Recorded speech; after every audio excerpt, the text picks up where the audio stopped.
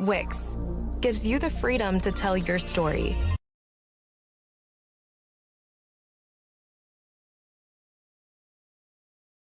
The trouble is, given what I just showed you in those key Democratic counties, right now she's tracking it getting 44% of the outstanding vote. So again, still a lot of vote to come, still some uncertainty here, but right now not immediately on track. And because we only have 61% of the vote in statewide, that's why we have not made a designation in this race. It is still a toss-up based on our estimates, but these are the trend lines at this hour. Leadership and what? All right, thank you so much. I want to go, we're going to dive into the exit poll numbers in Wisconsin. Are you ready? I'll just real quick, because we'll know what's going on in Wisconsin. Tiny little dash into Wisconsin, just two little pieces. One, let's look at the union household vote in Wisconsin. Kamala Harris is up 50 to 49. It's basically 50-50, actually, in what you're about to see on your screen. So it's even, flat among union households in Wisconsin. Biden won that group by 19 in 2020.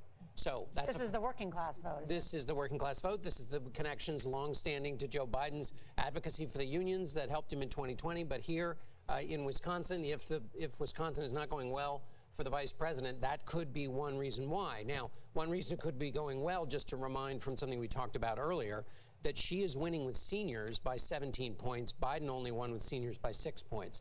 So as we watch where each coalition is built, Kamala Harris is not doing well with union voters in Wisconsin, but she's doing better with senior voters than Joe Biden did in 2020. I think this is a good time to go over to the path to victory, and I know that Ed O'Keefe is there with Maurice Dubois. So let's play that scenario out, because if Georgia goes red and Wisconsin goes red, does Kamala Harris have a path to victory, and what does it include? So, it does, and it narrows. Yeah, so Nora, I want to show you something. This is the briefing book that we all got, right? And right in the beginning of it, there are 21 different ways that Democrats can get to 270 plus, okay? 21 different options for our political unit. If you go through now and cross out all the Georgia and Wisconsin options, she's down to very few. So this is where we are right now, right? Yes, we are. We have. I want to point out that Margaret Brennan has already done that over here. Yeah. So we're gonna. Hey, at least the guys are asking for directions and using the map, right? So let's use the map. Which way is up? All right. But Donald Trump ahead at the moment, 211 to 145. So let's go to our hypothetical map and see these paths to victory, right? So if Georgia does go red. And make Wisconsin red. Wisconsin goes red as well. So now here's how she could get to 270. She would get Pennsylvania. Got to hold on to Pennsylvania. She'd have to get North Carolina. Got to flip that. And give her Arizona. Got to take Arizona as well. That's one way she can do it. The other way, if I'm looking at this correctly, North Carolina, we're going to make that red. North Carolina. That narrows things. Michigan. And Arizona and Nevada. Right. There aren't many options at this point. Right. Okay. The other one would be Pennsylvania, Michigan, Arizona. We did Pennsylvania, North Carolina, Arizona. Those two, would be the other right? option. That's 270, right? Okay. This could go red. And that gets us, it gets her to 287. It gets the map, it gets the entire country to 287, 251. So there's ways it could happen if Wisconsin and Georgia aren't happening. Thank you. You made it very clear. Let me bring in Robert Costa, who has some new reporting real quick. Thank you. Real quick, it's really interesting to imagine all the different scenarios, but I've been talking with my top Democratic sources close to the Harris campaign. They say Jen O'Malley Dillon, who's running the Harris campaign, now believes the blue wall is the path to victory. She sent out a memo stating that, and that's going around the top Democrats in Congress. Some of the top Democrats in Congress privately within recent minutes have told CBS News that they believe the blue wall is the way she gets to the White House. She must win, they believe, those 3 states. I just spoke to a source close to Speaker Pelosi. When I sat down with President Biden in August, he only name-checked one Democrat, Speaker Pelosi, the former speaker, for nudging him out of the race. A source close to her says she's watching everything. She's, quote, still optimistic. Still optimistic. Perhaps one of the most powerful Democrats. That's her phrase, based on a source close to her watching the returns. Bob, it's interesting. They say she must win, but do they think she can win? There's such a big difference there. You expect people to be optimistic at this point, but it's come down to the turnout, Gail. It's cities and labor. Cities, labor, and they got to eat into the Republican vote in the suburbs. They're still optimistic, from Pelosi to others, that she can do it, but they see a narrowing path. But but a still viable path. But there's a lot of Democrats, to be clear, on edge right now. Yeah, so there's a lot of things that we can see with the data and our reporting, but it's strategists with close context that know about the ground game, like CBS News political contributor Joel Payne and political contributor Leslie Sanchez, want to bring you into that conversation. Joel, what are you hearing within Democratic Party ranks at this hour? I'm hearing similar to the reporting that was just shared. Look, that path to 270 is narrow. I thought it was narrow coming in to the evening. I've said that Harris was a low ceiling, high floor candidate coming into this race. I think that holds true. I think Jen O'Malley Dillon's memo is correct that it seems like the blue wall is the path. And I will say this, I think Democrats are kind of coming to grips with a stubborn reality that some of the bets that were made in this cycle may just not pay off. That doesn't mean Kamala Harris will lose, but it does mean that some of the bets maybe around abortion and some of the bets around Donald Trump maybe receding in public regard just did not come to fruition. There is still a path despite all that. And I remember in 2020, many Democrats around this time of night felt maybe similar to looking at the map right now, the same way that they felt 4 years ago, the same way they feel now.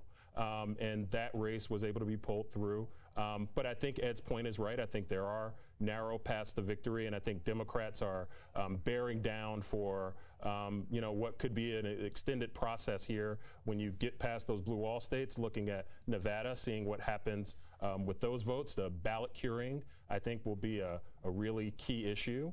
And you even look at that Reid machine in Nevada that many Democrats rely upon to deliver key votes in that culinary workers union. Those will be the places where Democrats will look if they plan on delivering an electoral college victory here. Yeah, I mean, as I look at the map and the path to victory, if she cannot win Wisconsin, in other words, if there's a piercing of that blue wall, she would have to win Arizona. Right. And so that's really what it would come down to at this point. Nevada's still too small at 6 EVs. She'd need Arizona, and I have to go back to the magic wall or the data desk and figure out what's happening in Arizona, because I don't have a good sense yet about what's happening in Arizona. Major and Anthony, we'll go to them in just a second, but let me touch base with CBS News political analyst Leslie Sanchez, because she is with us. And Leslie, I know you've been with us for most of this conversation. We heard Cecilia's reporting and more about the Hispanic vote. What are you hearing? I'm hearing that the Democrats are cratering their support among Latino voters, and it's across the board.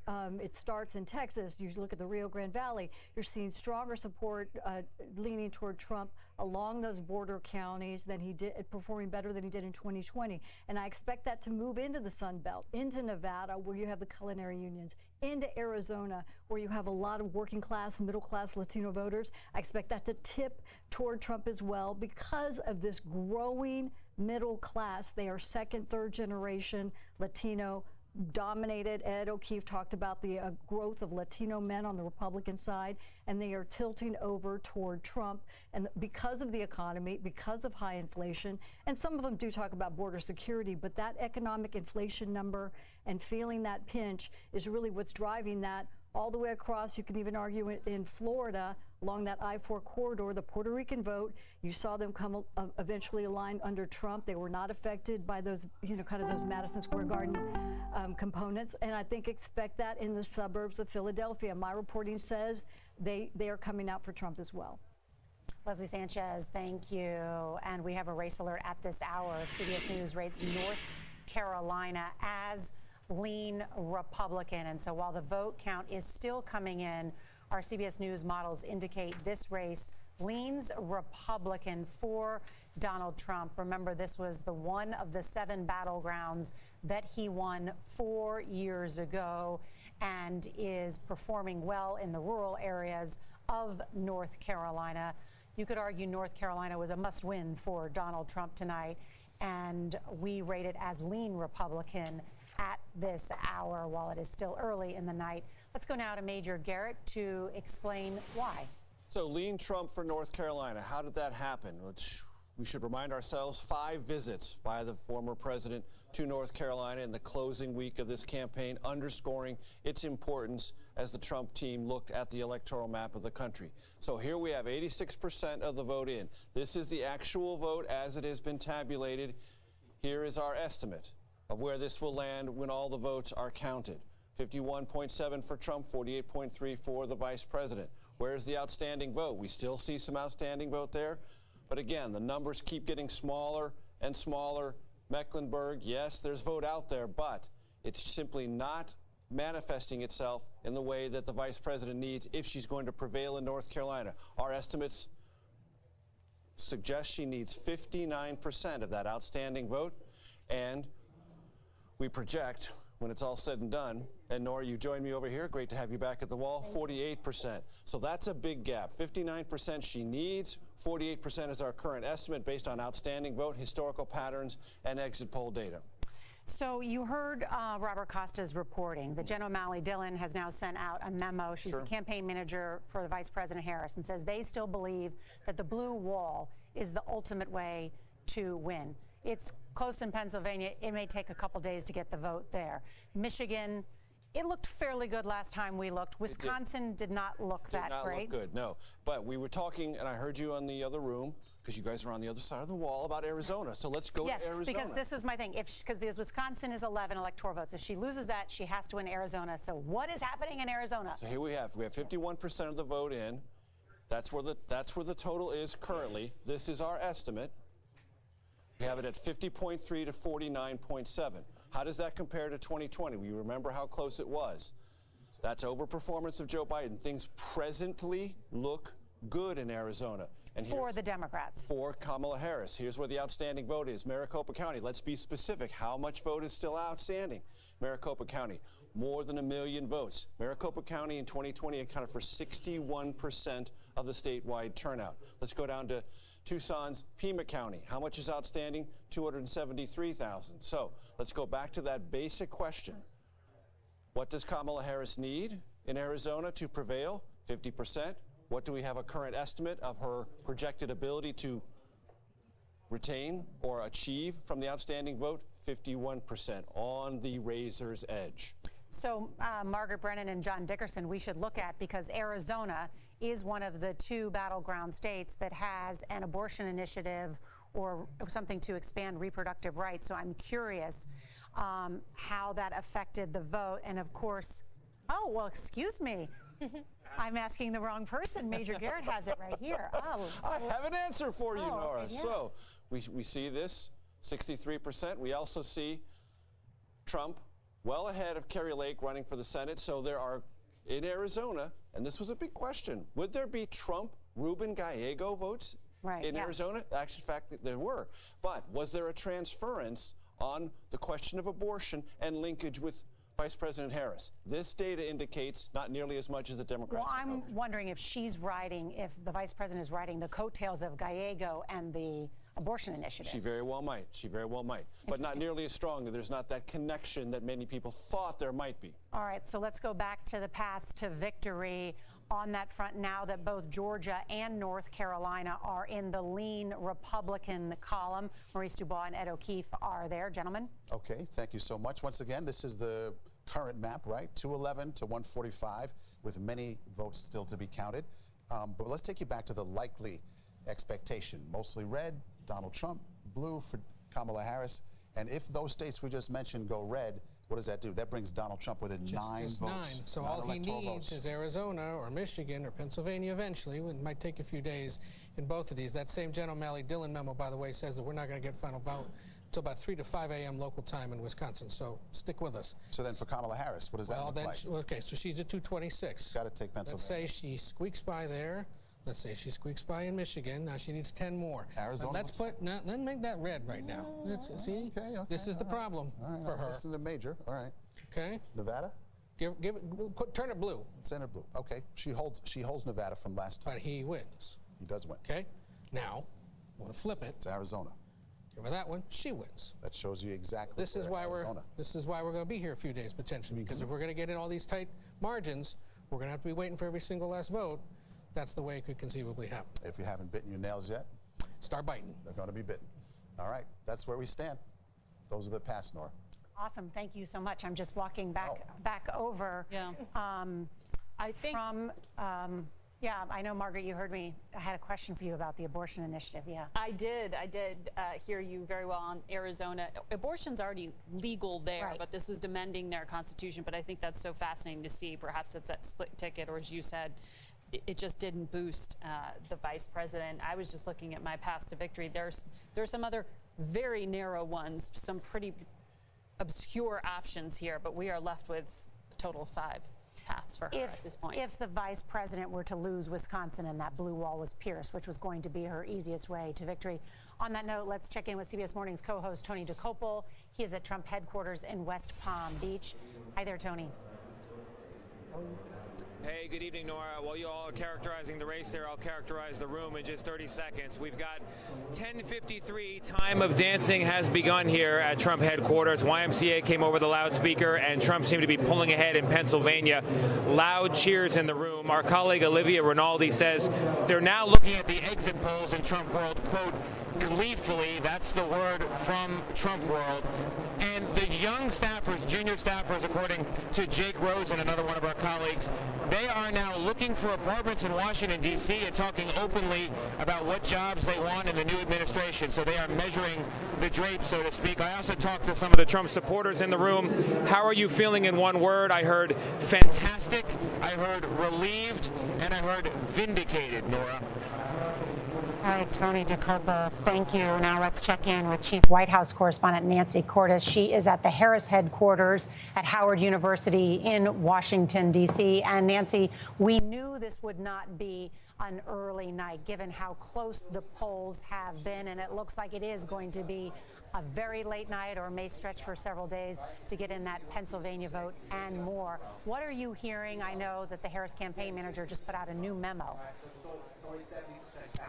Right. She did put out a memo saying that she feels good about what she is seeing in the blue wall. But I can tell you that Democrats outside the campaign don't feel particularly good about what they're seeing in Wisconsin. This is not the state of the 3 in the blue wall that they were most concerned about going into the night, partly because Democrats just won a big statewide election in Wisconsin last year, a special election for the state Supreme Court. Janet Protasewicz, the new justice there, and it had a lot to do with abortion, so they thought they'd see a repeat this time around. Instead, it's this nail-biter, and Jen O'Malley Dillon sending out this memo basically telling the entire Democratic stratosphere that there's a lot of vote outstanding in Milwaukee, that it may not come in until 3 to 5 in the morning, but the fact remains that there is not a single state right now, not a single battleground state, and maybe they're just being cautious, there is not a single state that they are expressing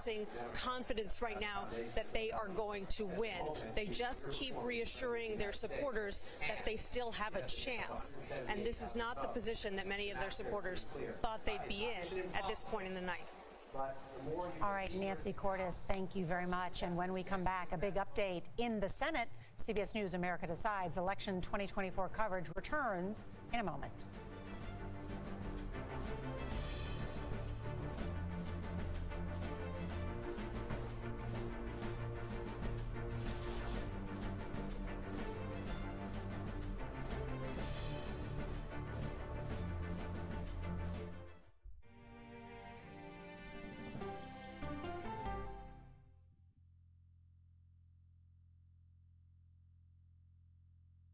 Okay, so let's just start at the beginning. Well, let me start with this. What is at stake here? What is the answer then? Do you know why? You want me to just keep going? Is that a good thing or a bad thing? Were there death threats? How is this possible? What's wrong with that argument? Are you saying they lied? Have you told the government that? Why won't you say the word crisis? You're not answering my question. Is that scary? Does that make sense? What do you mean? What does that mean? Did any of that make sense? What's your response? What happened? Why? It's time for the CBS News Original 60 Minutes, Sunday on CBS and streaming on Paramount+. There is no more room in our city. New York City is receiving record numbers of migrants. Today, we're going to have more than 500 adults and children come through that door.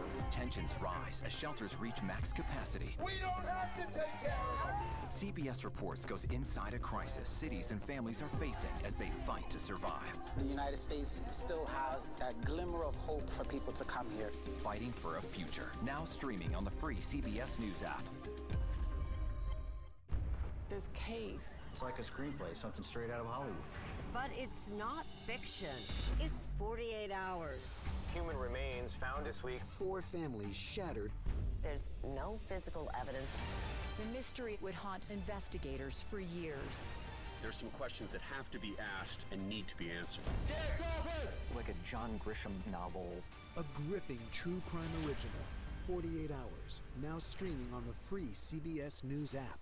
I can see clearly now. CBS Mornings Plus, clearly more news, more smart conversation. More money-saving tips, more recipes. More uplifting ways to get you on your way. Plus, more sports, more weather. Clearly, more CBS Mornings. Plus, sunshine is day.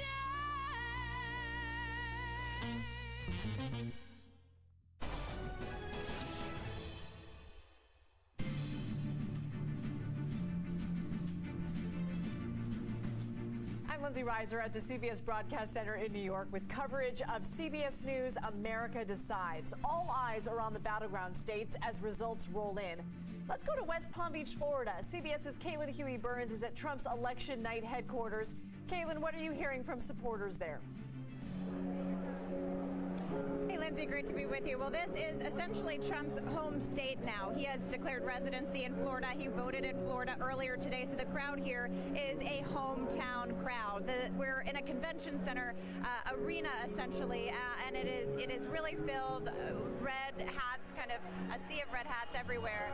Just on the screen behind me, they projected that the former president won North Carolina. That's going off an AP projection. CBS News has not called that yet, at least as far as I know. But I want to talk a little bit about Trump's strategy over the past couple of days, where he went and what that signals in terms of what we're seeing in the results. He spent as much time in North Carolina over the past few days as he did in Pennsylvania. North Carolina, a key state for him, a must-win state for him. They recognize that and spent a lot of time in the closing days trying to shore up that state, especially because of all the states that Trump won in 2020, North Carolina had the slimmest margin. We're also hearing from Trump campaign officials sharing what they're seeing in the exit poll data, and they're very encouraged by Trump's showing, at least in the exit polls, among Black, Latino, and young men. And remember, we've been talking about this for a while. This has been a specific pitch from the Trump campaign to reach male voters facing a wide gender gap, really leaning into male voters and specifically trying to widen out their support in terms of demographics among men. So again, we'll wait for those results, but that's what the campaign is seeing, at least in those exit polls. But the ballroom filling up here.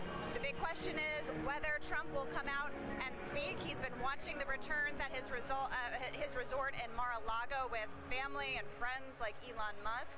So we're just waiting to see whether he does come out here and speak. Lindsay.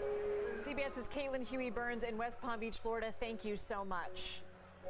You're watching CBS News America Decides. Stay with us.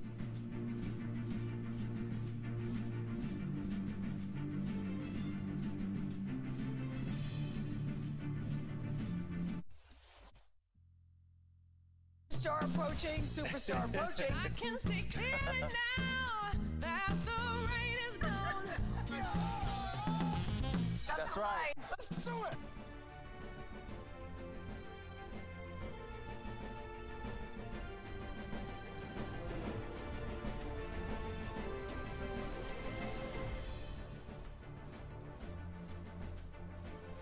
Welcome back to CBS News election headquarters in New York. It is 11:30 p.m. in the East, 8:30 p.m. in the West, and polls are now closed across the lower 48 United States. Let's check in on the race to 270 electoral votes. That's the number needed to win the White House. Here is where we stand right now. As you see, Donald Trump has 211, Kamala Harris 165. And part of those electoral votes include two new CBS News projections, Oregon and Washington State, both for the vice president. And in those all-important battleground states, you can see all 7 are in purple. In Georgia, CBS News now rates the presidential race there as lean Republican. And in North Carolina, CBS News now rates the race as lean Republican. Let's take a look at Pennsylvania, part of that blue wall. The Democrats say a must-win for the vice president. CBS News rates this race as toss-up. In Michigan, CBS News rates this race as a toss-up. The Secretary of State there telling us they could have the vote counted by midnight. That doesn't mean we'll understand or know what that full vote is, but that could come quickly. And Wisconsin, CBS News rates this race as a toss-up at this hour. Let's check in on more of the Sun Belt states, including Arizona. Just about half the vote there in Arizona. Look how close it is, those prized 11 electoral votes. It is a toss-up at this hour. And then Nevada. Again, the vote, not enough of the vote yet in, but we rate that as a toss-up at this hour. As I mentioned just a short time ago, there's important news on the United States Senate. Let's go now to Scott McFarland, who covers Congress for us. Good evening, Scott. Nora, this has such outsized impact on the next president. Which party controls the U.S. Senate? The evening began with Democrats and their feet in quicksand, immediately almost losing that West Virginia seat they've held for so many years.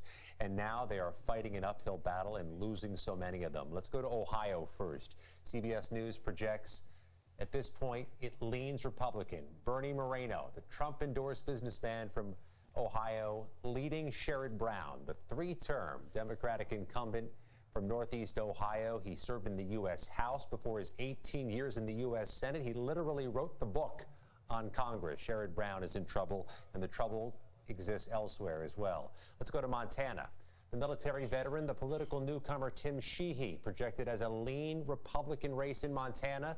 The three-term Democratic incumbent John Tester in trouble there.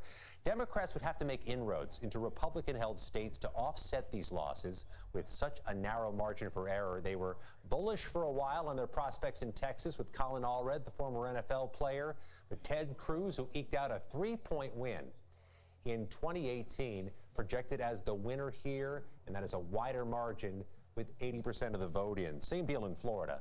Democrats aspired to being competitive in Florida. Rick Scott projected as the winner there. So there are no more outs for Democrats on this map. They still have to protect the state of Pennsylvania. They still have to protect Nevada. And look at Arizona. This is an open seat. The incumbent senator in Arizona is retiring. Ruben Gallego, the congressman from the Phoenix area, faring well early on. We forecast this one right now as lean Democrat against Carrie Lake, who lost her bid for governor 2 years ago. Let me quickly show you the U.S. House. Oh, by the way, control of the U.S. House is at stake tonight. I'm standing in the very narrow battleground seat races that exist. The magic number here is clear, 218. There really is a bunch of offsetting dynamics so far, Nora. Quickly, in New York, Democrats making some inroads. There's a lean race that was held by a first-term Republican on Long Island, another one in central New York and Syracuse. Democrats faring well early, but Republicans also seem to be out of the gates good in some of their battleground races from Iowa through the Tidewater area of Virginia. A long road to haul in the battle for control of the U.S. House. Really interesting there in Virginia. Scott McFarland, thank you very much. Scott, I'm sorry, can I just, does it look like Republicans could control both chambers? Oh, that's certainly in play. The field is narrow in the U.S. House in several ways. Again, these are the battleground seats, the white chairs that surround me. Democrats net a gain of 4 seats. They have the majority. They'll have the Speaker of the House, likely to be Hakeem Jeffries for January 6, 2025, in the next 2 years. But the battleground races are not splitting in one way or the other. Well, watch for California, and it's going to take a while. Could take days to measure California. There are a half dozen competitive races there, many of them held by Republicans. Democrats have a big night in California. They can offset losses elsewhere. This is going to take days to figure out the U.S. House, but Republicans are bullish on their prospects. Really important point. Scott McFarland, thank you very much. Want to bring in CBS Morning's co-host, Gail King. And Gail, we've been here now for several hours, and we're getting a little bit of a sense of how the night is going. Yeah, and it seems that if you're a Donald Trump supporter, you're feeling very confident and encouraged. And if you're a Kamala Harris supporter, you're feeling a little worried at this particular time. Although we keep saying there's still a lot of votes to be counted. People say they still are holding out hope. even though at this particular time she seems to be underperforming in all the things that they thought she would do well. You know, a friend of mine called me from Florida this morning, clearly a red state, and said, you know, America is in labor today, and today we'll find out if we are delivering a boy or a girl. Right now, as you sit here tonight, it looks very good for the Donald Trump team. And I think people are trying to figure out what is happening to Kamala Harris's campaign at this particular point, even though people still have hope. Well, I think the vote is still being counted in Pennsylvania. And we need to keep emphasizing that. Yes, and we certainly don't know what's happening in Arizona or Nevada just yet, and Or Michigan, Michigan. Wisconsin. So the early states, Georgia and North Carolina, because they were the first to close, we were able to rate them as lean Republican. And so, you know, just as the hours go on and more votes come in, we'll have a better sense, I think, of what's happening there. But look, you know what I think is troubling, though, Nora, is that she seems to be underperforming in areas that they thought she would do well. Certainly among women, certainly among the reproductive rights, certainly among some of the black voters. That's why I think people are so concerned at this particular point. Gail, thank you. Want to bring in Robert Costa on that note. Robert? Just briefly to add to what Scott McFarland was talking about in terms of a possible expanded House majority for Republicans, Speaker Mike Johnson just made remarks in Louisiana to his supporters. He believes he will enter next year as the Speaker of the House should he win the gavel again with more Republicans in the House. He also stated publicly that he believes there will be a Republican Senate and a Republican in the White House in Donald Trump. So you're looking potentially, and to Gail's point, it's early in the night.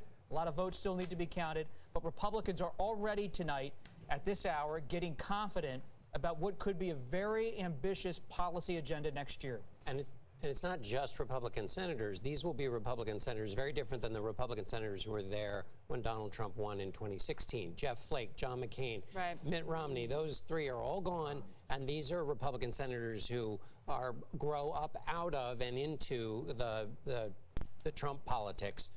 It'll be if Donald Trump wins, a different Washington, different Republican majority. We are pleased to be joined now by South Carolina Congressman Jim Clyburn. And Congressman Clyburn, good to see you. Thank you for being with us. Thank you very much for having me. So what you have seen so far tonight, do you believe there is still a path to victory for Vice President Harris? Well, there's still a path, but it's thorny, and we'll see how it comes out. The fact of the matter is that the blue wall is still there, though there seems to be some underperforming in some areas where we thought we were in good shape, but we'll just have to wait and see. It's not over yet. And what about what you just heard from Speaker Johnson, that he is predicting that he will retain control in the House of Representatives that would prevent a speakership for the Democrats and Hakeem Jeffries? Well, I hope he's not right about that. I have not looked at all of the House seats, quite frankly. California, I'm sure it's going to be a long time before we find out what happens in California. There are a couple of seats in New York that I've looked at. Two that I expected to win. Looks like we have won them. But the other two, not so much. So I'm still not giving up on the fact that we'll get a 1 or 2 vote victory in the House. As you know, we have called Georgia and North Carolina states near your home state as lean Republican at this hour. As you noted, there is still a blue wall path to victory for the vice president. I know you know just about everybody in the Democratic Party. What is their concern tonight? Where is she underperforming? There seems to be some underperforming taking place in Pennsylvania, really. I thought that there's some counties in Pennsylvania we seem not to be performing as well then. There's some that we look like we are winning, and still by a lesser margin than I expected. I'm really concerned about Michigan as well. So I hate to, not knowing where all the votes are coming from, I hate to make any predictions based upon the totals unless I knew where they were coming from. When you got 75–80% of the vote in, it could very well be a pocket that would be favorable to us, but I'll wait to see before making the concessions. Congressman Jim Clyburn, thank you so much for your time. And we have a CBS News projection for the battleground state of North Carolina and its 16 electoral votes. We can project that Trump will win North Carolina. That is a state that he won in 2020 and 2016. And the Tar Heel state, the last time it went to a Democrat was Barack Obama in 2008. It was a very narrow win for him. Of course, he had a blowout victory in 2008, and so he was able to carry North Carolina, but that was a surprise to many people. So this was a must-win state, I think, for President Trump, and he has delivered today in part by turning out strong supporters in rural areas, just as he did in Virginia and other states, as we are seeing tonight. That is where his base is. So that moves Donald Trump to 227 electoral votes. Let's go now to Anthony Salvanto and Major Garrett. Good evening, guys. So we're going to explain how we were able to make this call. And it's significant, I think, Anthony, to share with the audience. Trump won this state, North Carolina, by just over 74,000 votes in 2020. We project he's going to win by a substantially larger number of votes than that. So this gets very simple. I'm going to show you what the outstanding vote is and where it is. And you think, okay, here are Democratic areas, yes. But you see how these circles, if you've been watching us during the night, have gotten a little bit smaller and a little bit smaller. They are not large enough, even if they all go Democratic, for Kamala Harris to catch up, okay? And then I'm going to show you this because the needs, which we project for her in that outstanding vote, she needs 61% of it to catch up. I'm going to tap this and I'm going to show you what our models show. She's still tracking to get only 47%. This comparison right here in a nutshell, that is why you can make the projection. Didn't get the vote that she needs, didn't get the turnout she needed. And I will add, Donald Trump did just fine tracking with his target numbers in and around, especially in the areas around Charlotte, doing just fine tracking with his 2020 patterns in county after county, and that's where he ran up the score. And Anthony, show our viewers what we call colloquially here, doesn't sound like a colloquial word, extrusion. The extrusion. Okay, I'm going to back this out for a second. So to do that, you're going to see where the vote comes from. And here what you see is the higher bars are more people. And yes, those are Democratic areas. But you also see all these areas, including in the western part of the state, red, red, red counties. And that's where Donald Trump consistently performed as well as he needed to, compared to 2020, compared to his vote targets this time. So once I see at the decision desk those patterns emerging, then you can get closer and then make the projection, Nora. All right, Anthony and Major, thank you. Margaret? Thank you, Nora. Well, joining us now is Florida Senator Marco Rubio. Senator Rubio, I think you're over here. I don't know if you can hear me and see me. I can see you now. Good to talk to you again. You know, when we spoke on Sunday on Face the Nation, you told me that the Harris campaign had a problem with turning out men. Are you seeing that tonight? And what are you seeing in terms of who is a decisive factor here for the Trump campaign? Well, let's be clear. We don't know yet anything. I mean, we're still counting votes, as you said. There's still states out there, so I'm not going to claim anything.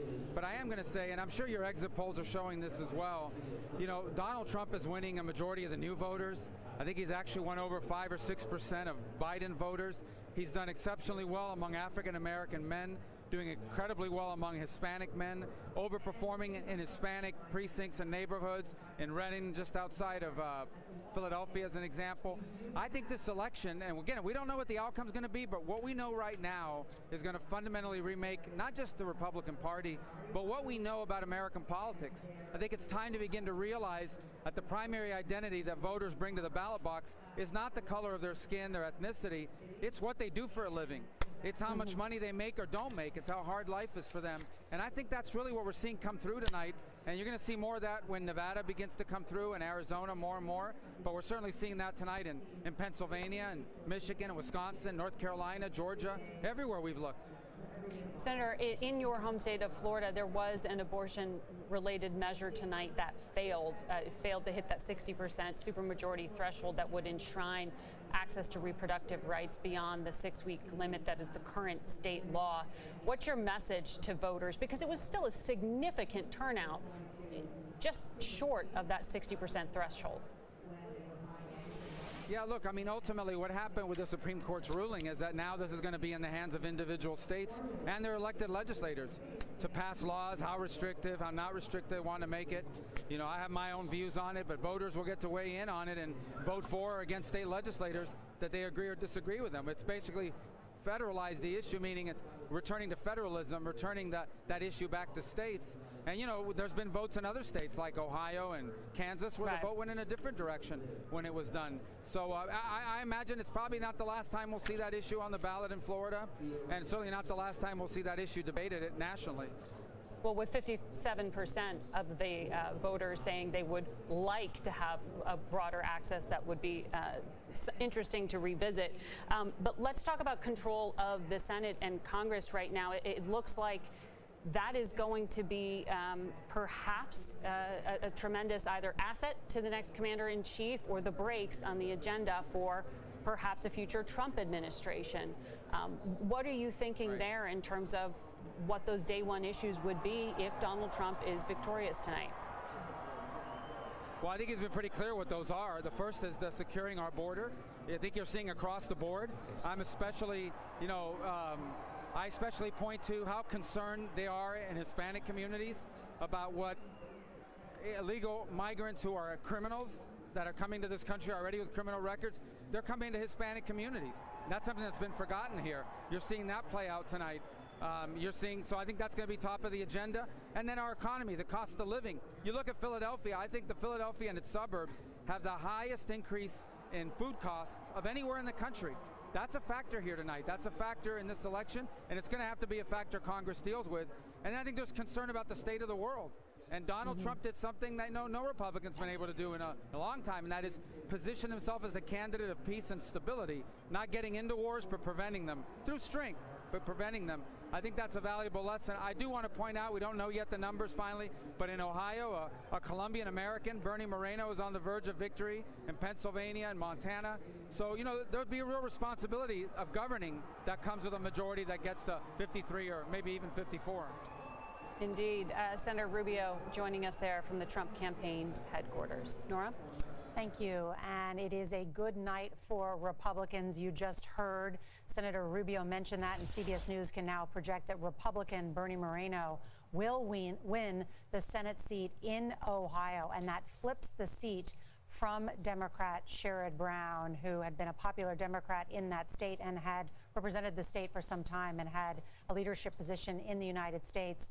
But Bernie Moreno winning handily in that state at this hour, and CBS News projects he will be the next United States Senator from Ohio and joining J.D. Vance, unless J.D. Vance becomes Vice President of the United States. I do remember on the floor of the convention the day that Vance was picked, Moreno turned to me and said, well, I may end up being the senior senator of Ohio by January. And everyone kind of went, hey, don't get ahead of yourself. But it very well could happen if J.D. Vance is headed to the vice president. I just want to underscore what Senator Rubio brought up there. In terms of, we spent so much time talking about the Latino vote and talking about the economy. Those are the two things he said we're thinking of in the wrong way. Yep. Sure. Don't look at people based on identity. He said, look on their jobs, on their pay, on inflation, and hitting that again and again. And that's been the Rubio thesis since he ran for president in 2016. Well, it's also been the Trump thesis for the 2 years he's been running this campaign. Those have been the two issues. The Harris campaign had a much shorter runway, a much shorter time on this campaign, as you pointed out at the get-go, less than 100 days. And we're not seeing that reproductive health care vote play out as some had expected. You know, I asked the Vice President Kamala Harris when I interviewed her in Kalamazoo, Michigan, just over a week ago, and I said, have you had enough time? Yeah. And she said, I'm going to make the most of the time I have. But there certainly will be some soul searching within the Democratic Party, whether President Biden stuck around too long. He didn't give the vice president enough time to present her case to the American people. One tiny point on the Bernie Moreno. It means you now have another Republican senator from a Republican-leaning state the split ticket voting that creates the conditions for a bipartisanship is going away. So Sherrod Brown was a Democrat in a red state. When Nixon and Reagan were elected, there were half of the states they won had Democratic senators. Now that's almost down to zero, and it may be down to zero by the end of tonight. Which means the Senate will become even more partisan, less a deliberative body, as it is known, the most deliberative body on earth. Go ahead, and then we have exit But polls. it is becoming a more diverse body. We should point out. Bernie Moreno is Colombian. Ruben Gallego looks like he's on path to join the Senate as well in Arizona. We have 2 black women from Delaware and Maryland elected tonight. So while there may not be political bipartisanship, there's a little more diversity. All right, John Dickerson with some exit polls for us. Let's take a look at why the groups that were supporting Donald Trump in North Carolina, which has been called for him, men 57 to 42, Trump won them in North Carolina. That is ahead of his national numbers with men. He's only ahead by 10 points with men nationally. He won by 15 in North Carolina. White voters with no college degree, he won them 72 to 27. That's larger than his already very large national margin on that. So essentially, he's outperforming himself in North Carolina. He's outperforming his national numbers. New voters, you heard Senator Rubio there talking about new voters. Nationally, Trump is winning with new voters by 7 points. Here, you see him win with new voters by 21 points in North Carolina. So those are some of the exit poll numbers that give us an insight into why he won North Carolina. Nora, I'm listening to you, John, and I'm thinking about some of the things that we have heard over the course of this campaign, and you'll have to forgive me on some of these, but, you know, from the former president, the vulgarity that we've heard, talking about Arnold Palmer. We all remember that comments, and the locker room, and doing all the Joe Rogan podcasts, and the Hulk Hogan ripping his shirt off at MSG, and all of this. I think gesticulating with the microphone. The gesticulation at the microphone. That so much of America went, I'm sorry, what is happening? How is that possibly going to appeal to people? And what we're seeing tonight is that it actually is not a turnoff to many people, to many of the male supporters, particularly who sat in MSG and cheered it on. And that was particularly a very bro-y feel, a very dark rally that we all talked about in the wake of it. And the question was, is this going to help Trump expand his base? And what you just said right now, it actually very well may be. He won bros in North Carolina by 21 points. I just want to point out, we may be able to show this. In the popular vote right now, Trump has over 59 million and Harris has over 55 million. So he is currently winning the popular vote. When we come back, polls close in Hawaii, and we will continue to follow the latest results. You're watching CBS News, America Decides, Election 2024 coverage.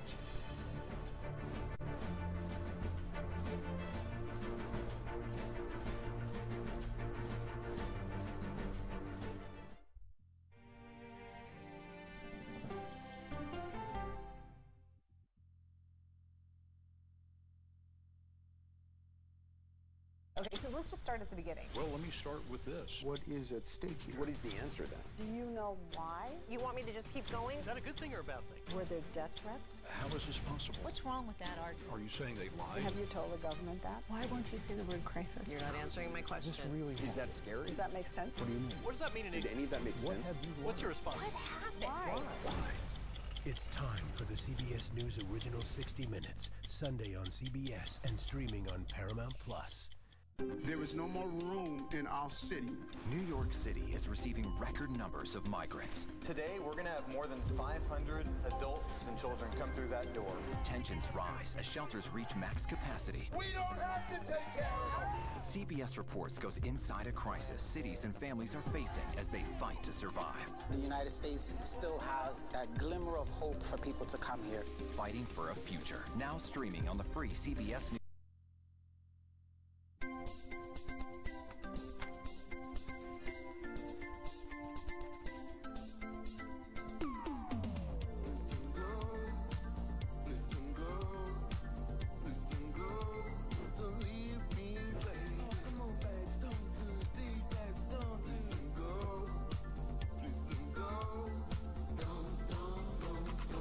Tidy up your life. We'll tidy up your Mac. Clean my Mac. Get tidy. You go, Gail. Superstar approaching, superstar approaching. I want to make sure that my voice is heard, but also lift up other voices. Hey, give me some love, baby. We'll see you 7 o'clock sharp.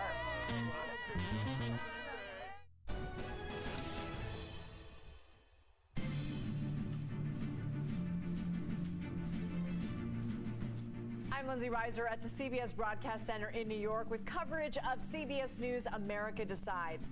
Former President Trump is leading in the electoral counts as ballots are still being counted in the battleground states and across the country. CBS's Nancy Cordes is at Vice President Kamala Harris's election night headquarters at Howard University in Washington, D.C. Nancy, how is the Harris campaign reacting to the numbers they're seeing across the country? Well, Lindsay, the Harris campaign is well aware of how worried Democrats across the country are right now. And so the Harris campaign chair, Jen O'Malley Dillon, has put out a memo trying to reassure nervous Democrats. She said that this is a razor-thin race, but that they still believe that the blue wall, this trio of states, Wisconsin, Pennsylvania, and Michigan, are all within reach. And she says she's feeling good about what she's seeing. She does caution that there are a lot of outstanding votes in Wisconsin that won't come in until 3 to 5 in the morning. Obviously, we know we won't get some of Pennsylvania's votes in until tomorrow. But this is basically the best you can do to reassure people right now. A short time ago, Jim Clyburn, one of the leading Democrats in the House, a true veteran, expressed his own concerns. He said there is still a path, but it is narrowing. And here at Kamala Harris campaign headquarters at her alma mater of Howard University, the crowd has been extremely muted. They are watching the results come in. They are talking to each other. There's no jubilation whatsoever. They want to learn more. Nancy, is the campaign giving any further details about when they can stop stressing, essentially when they think this will be a done deal and called? No, they've said all along that it could be a day, it could be several days. They have always insisted that it was highly unlikely that we would know the outcome on election night. So that's something that they have been preparing their supporters for some time. What they hadn't prepared their supporters for was the possibility that they might be lagging in so many of these battleground states. They had been arguing that they had a chance of sweeping them just 12 to 24 hours ago. Nancy Cordes, thank you so much. You're watching CBS News America Decides.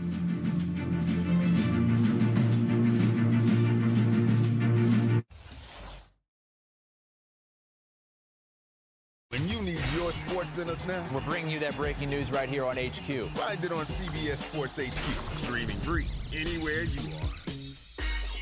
Let's do it!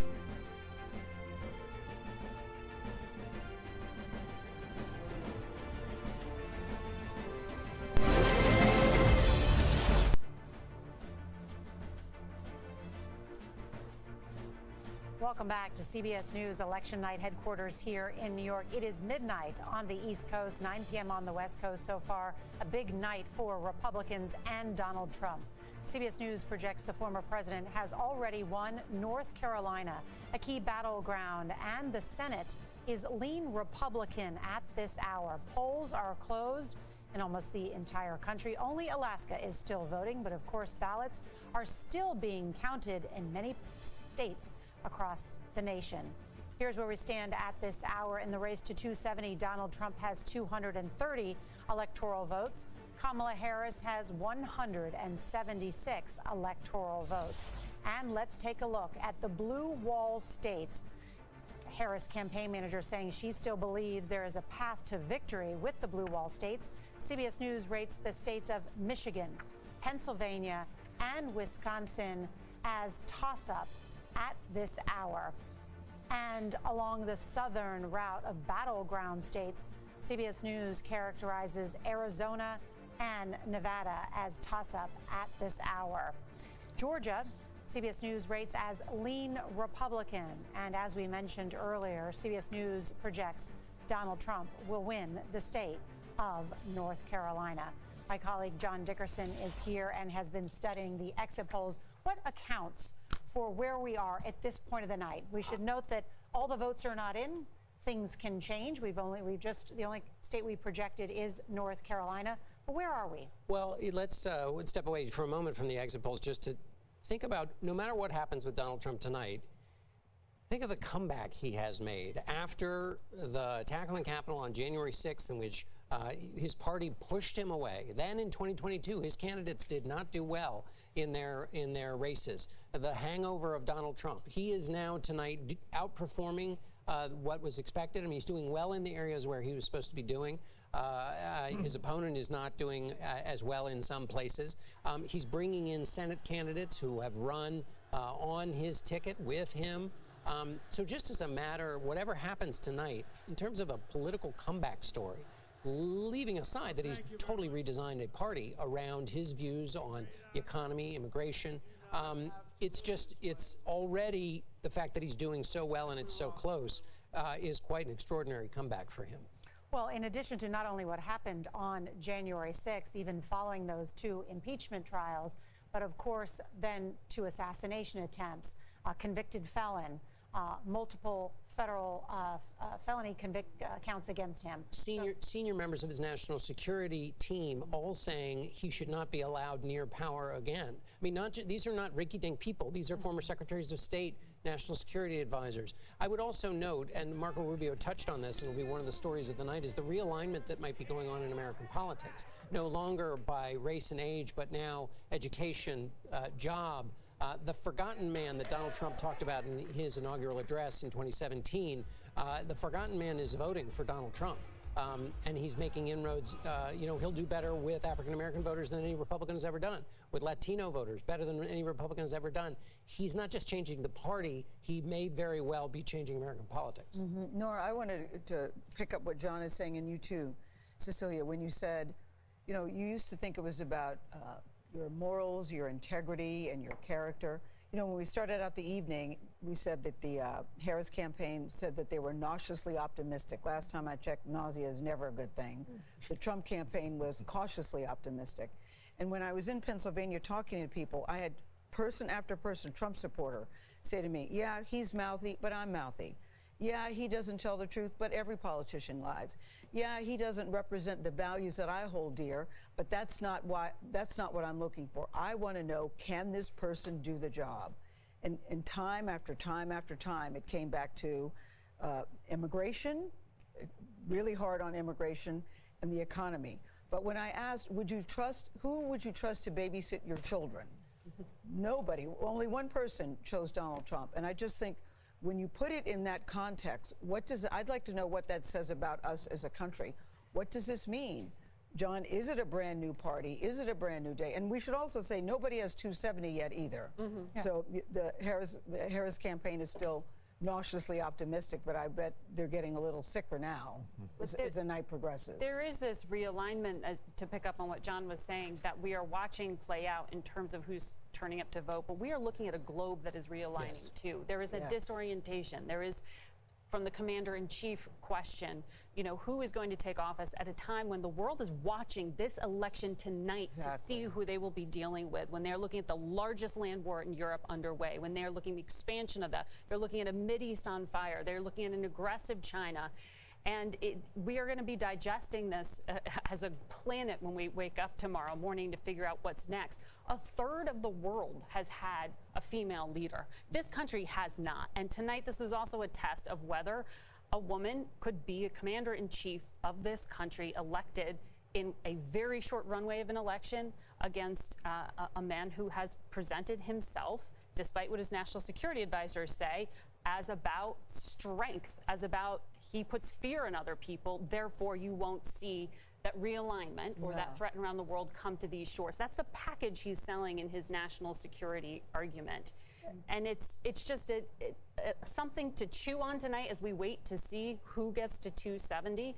There are just some major tests that go, I think, beyond this moment when we talk about gender, when we talk about projections of power and America's role in the world. I know, but you look at the exit polls. Harris overwhelmingly wins when people say they want their president to have good judgment. Trump overwhelmingly wins support when you say you're looking for someone who could lead and who can bring much needed change. Can't hear you talk. All right, let's bring in Robert Costa on this matter. Robert? Some new reporting from former President Trump's inner circle at Mar-a-Lago tonight. It is just past midnight on the East Coast. People close to Trump tell me just in the last few minutes that it is notable that he has not yet made a statement. He is holding back from making remarks tonight because there is a growing sense inside of Trump's inner circle at the highest ranks of the campaign that tonight is shaping up well for Trump. The vote is still being counted, but there was talk early on, as we discussed, former chief strategist Steve Bannon and others urging Trump to get out there and declare victory. He has not done that yet because there is a belief that he could win it within the next 6 to 12 hours outright. They're not betting that yet, but they're holding him back, and he's telling people behind the scenes he feels very good that Republicans are turning out. When I spoke to him just before we went to air, he said immigration, more than anything, is overwhelming this race. He believes, in his view, that by focusing on border security, he wins over people who might have questions about his character, his conduct, January 6th. But the way he's framing the country as an argument, casting the Biden-Harris administration as a bleak place that's managing a country in decline, he believes if he hammers that and immigration, he could win. That was his bet from day one of this campaign. And there's a belief inside Trump's campaign tonight that it could be paying off. Do you think he'll still say, Bob, the election was rigged? If he wins? Yeah. I doubt it. Yeah, I doubt it too. I doubt it too. It is still early in the night with a number of votes to be counted. Let's go now to Major Garrett at the data desk because we have not projected 6 of those 7 battleground states. We want to know what we see as those votes are coming in. Major? So, Nora and team, there are toss-up status for Wisconsin, Michigan, and Pennsylvania. That is a fact. We have not changed or altered our projections. But there are trends within the toss-up designation that we must look at and look at closely. I'm going to start in Wisconsin. I'm going to move across the so-called blue wall. Let's look at Wisconsin. I'm only going to show you one thing. What Kamala Harris needs, the vice president needs, to prevail in Wisconsin and capture its 10 electoral votes. You see that, 56%. What does our estimate reveal? 45%. That is a substantial gap. Let's now go next door to across the lake to Michigan. All right, same question. What does Kamala Harris need? And we're talking about this in the sense that this is what her campaign manager, Jen O'Malley Dillon, has said is the place that this is a still winnable race. 52% in Michigan, outstanding vote. What is our CBS News estimate of the outstanding vote that she was likely to capture? 48%. That's a 4% gap. It is not catastrophic, but it is not a positive directional indicator. Let's go to Pennsylvania. Again, the same basic question. What does the vice president need, and what do we project? 57% is the need, 53% is the CBS News current estimate, with 85% of the vote in. These are trend lines beneath the toss-up designation, and these are not trend lines that augur well for the Harris campaign. And to Bob's point, that is why at Mar-a-Lago, the Trump inner circle believes what they have always said has come to fruition, that Trump is a turnout machine. If he was polling equally in this race, as he was in all the battleground states, he was going to overperform, even if it's just a tick or two, and that would make him highly competitive in every single battleground state. That is the trend beneath the toss-up designation we're seeing playing out right now. That is quite illustrative. Major Garrett, thank you. And Caitlin Huey-Burns is in West Palm Beach, Florida, at Trump headquarters. And Caitlin, what are you hearing? Hey, Nora, good to be with you. Well, Major just mentioned Pennsylvania. Donald Trump's home state essentially is here in Florida, but he had essentially taken up residency in Pennsylvania. I have been on the road with him all year. I've been to Pennsylvania at least once a week for the past 6 weeks. That is so centerpiece to their campaign.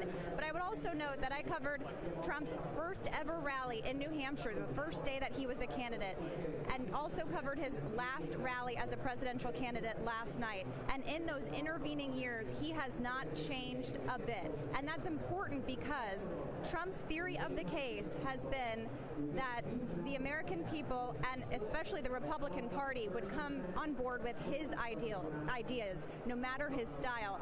And that has served him well in the Republican primary. And their theory of the case was that there was 11% or so of the electorate that wasn't engaged in politics, wasn't watching the same media as the rest of the country, and to kind of tap into Trump's style would be able to pull those voters in. Now, that was a huge gamble. They were were depending and are depending on those low propensity voters, but they felt like those two issues would make the deal. And I can't underscore enough how immigration has been centerpiece and the closing argument to Trump's campaign this time around and for nearly a decade. Caitlin Huey-Burns. And coming up, we're going to talk with someone who knows Donald Trump well. CBS News America Decides, election 2024. We'll be right back.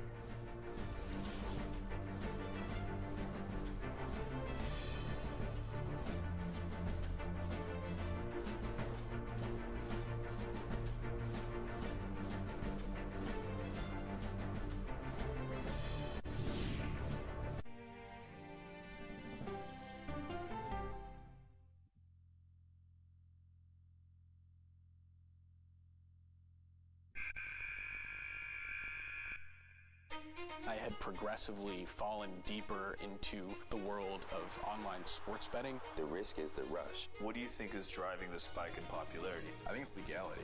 If it's legal, I'm going to use it. There are ways to bet when you are 18. We've created an epidemic of child gambling. You can't walk into a male dormitory in a college campus without sports betting happening. It's America's most neglected problem. I use sports betting as a way to escape, when in reality, I'm choosing self-destruction. Whatever I had left, it was gone. The purpose of the industry is to get you to play to extinction. And that means until all your money is gone.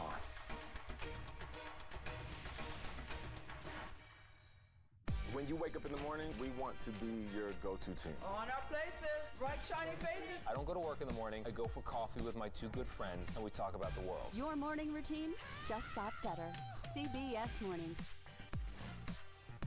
Don't miss true crime anytime you want, anywhere you go. With the 48 Hours podcast. Real crimes, real lives, real justice. There's some questions that have to be asked and need to be answered. Listen to 48 Hours on Apple Podcasts. An original documentary from CBS Reports.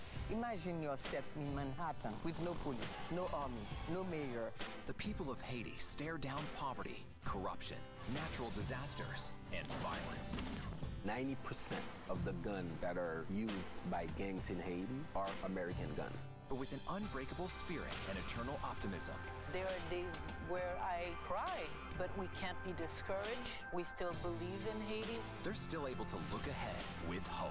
Haiti is on the brink of transformation, a radical shift. Nations are coming together and saying things must change. Fighting for Haiti, now streaming on the free CBS News app. CBS Mornings Plus, clearly more news, more smart conversation. More money-saving tips, more recipes. More uplifting ways to get you on your way. Plus, more sports, more weather. Clearly more CBS Mornings. Plus, sunshine is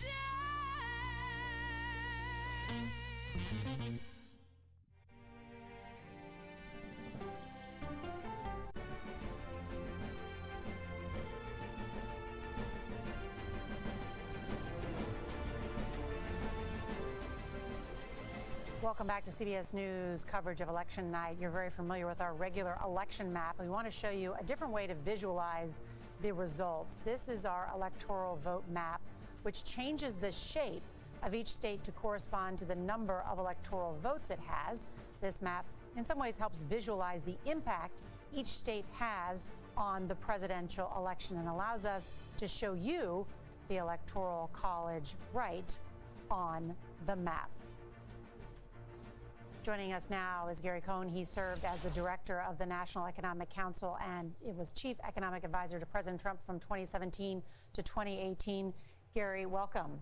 Thank you, Nora. Thanks for having me. So you've seen the same results. You're along this journey with us. What do you think about how the night is shaping out?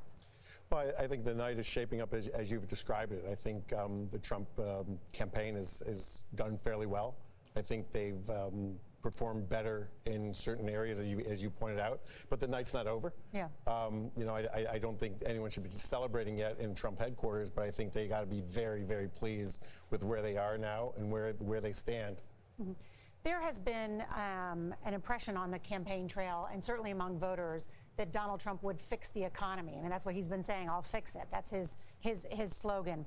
He has also said that he would impose a 25% tariff on goods now from Mexico. He's added Mexico to the list. The estimate of his tax proposals in addition to the tariffs, the estimate is it would add some $7 trillion to the deficit over the next decade. That is double what Kamala Harris would do. Is that good for the economy? So we've been on this deficit problem now for the last 6 or 8 years, and it really got exasperated with COVID. You know, if you look at the spending that was enacted under Donald Trump. It started, I said, 7 or 8 years we've been under this problem. It's not a new problem. But if you look at what's been going on in this country, tax revenues have stayed about equal. If you look at revenues to GDP, and that's the right way to measure it, how much of the economy are we collecting? What's really changed dramatically in the last 3 or 4 or 5 years is how much of the GDP we're spending. Expenditures as a percentage of GDP have changed quite dramatically, and they've changed quite dramatically in the last 4 years.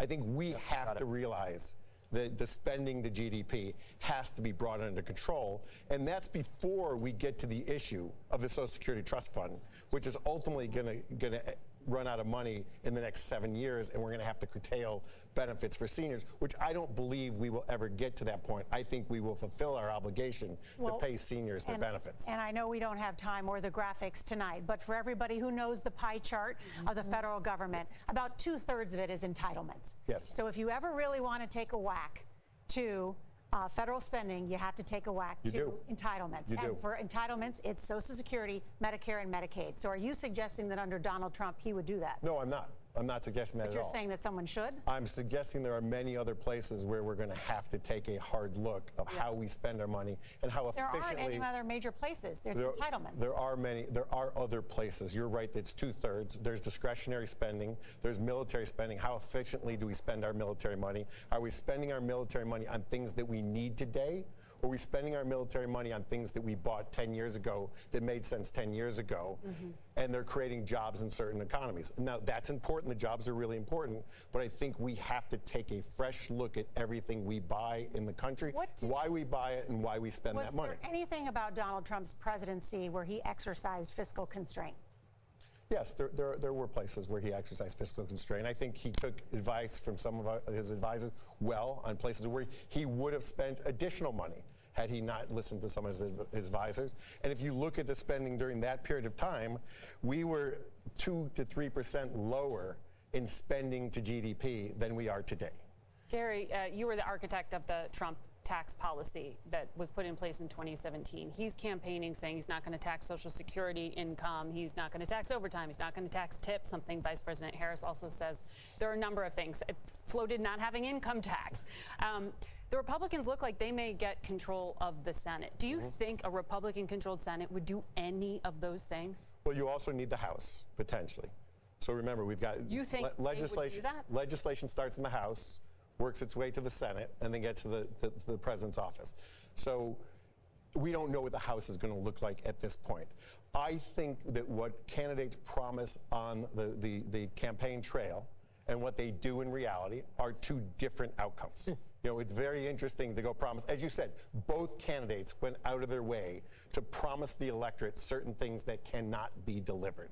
We, at the end of the day, you know, we are going to have to tax some things because we do spend money. As you point out, we have enormous entitlement programs in this country. We have interest on the debt. We have to service our debt. We have a military that we have to invest in. In fact, we have to continue to invest more in. We can't do that without raising money. So if you're going to change the way we tax and not tax certain buckets of income, and you're going to bring back SALT deductions, because both candidates want to bring back SALT deductions as well. State and local tax deductions. Yes. The coasts. The amount of taxable income that we're going to have in this country is going to be very small, and it just won't work. So I think we're going to have to deal with the reality of trying to look at our fiscal position and be somewhat responsible and get our debt to GDP back into a normal place. But the Trump-Vance campaign promises to solve all of that through tariffs, which are blunt instruments. Gary, I know you don't like them. So, I mean, can you bottom line that for us, though? Because if we are being told that there are going to be tariffs put on goods, they will raise costs for the poorest people in this country. What they buy is going to become more expensive for them. So, again, I won't categorically say I don't like tariffs. Tariffs have an important role to play when a country is dumping products or selling products in this country that we manufacture substantially below the cost that we manufacture them at, because they're run by state-owned enterprises, so they don't pay for capital, they don't pay living wages because they don't have to, and they don't care about the environment. If you have those three competitive advantages, you can produce a product substantially cheaper than we can in the United States. If you're doing that and selling your product here in the United States, we should impose a tariff on you as a country and the product. If we don't manufacture the product in the United States and we're putting a tariff on it, I agree with you. We're putting a consumption tax on our consumers, and therefore they will be able to consume less products, and therefore we will stop economic growth. We won't stop. We'll slow down economic growth. That's not what we want to do. Gary, if he takes the White House again and he asks you to come back, would you go back to Washington? Thank you for asking. You know, right now I've got the greatest new job in the world. I just became a grandfather, and it's a lot of fun. You look too young. That's not a no. Grandfather, that's impressive. Gary, thank you so much. Thank you for the policy discussion after midnight here. I know it will continue on many of our programs later. Thank you so much. My pleasure. And David, I just want to go quickly to you, because as we look at some of the battleground states and what we see, is there a possibility of a red mirage, as it has been called? So we talked about that red mirage, blue wave effect a lot in 2020, and that's when the Republican votes come in earlier, the in-person election day votes that skewed heavily Republican, and the later votes, the mail ballots that skewed heavily Democratic in 2020. I think what we're seeing is that has been compressed quite a bit. We're not seeing quite the red mirage, blue wave effect. I think we're seeing a little more geographic difference in when things are being reported. We're waiting on Philadelphia, we're waiting on Milwaukee. Whether that's enough to make up the deficit, Anthony and Major have demonstrated that really well. I think we're not going to see quite the same red mirage, blue wave effect that we saw in 2020. All right, David, thank you. CBS News, America Decides, Election 2024. We'll be right back. We will go back to our data desk and dive into the numbers to find out what's happening in Wisconsin, in Arizona, and those battleground states we have yet to call or characterize. We'll be right back.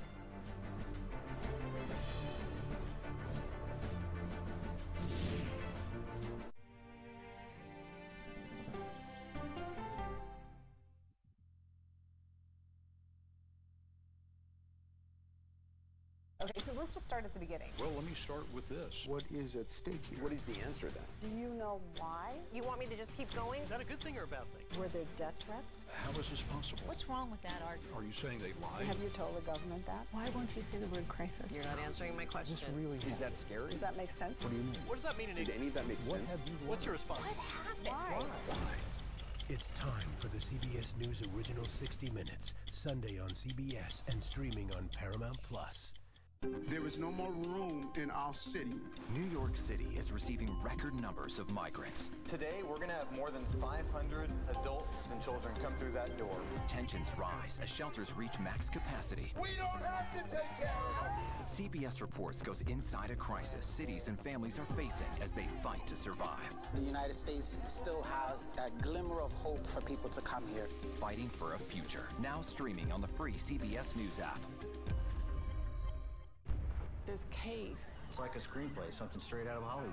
But it's not fiction. It's 48 hours. Human remains found this week. 4 families shattered. There's no physical evidence. The mystery would haunt investigators for years. There's some questions that have to be asked and need to be answered. Like a John Grisham novel. A gripping true crime original. 48 hours. Now streaming on the free CBS News app. I can see clearly.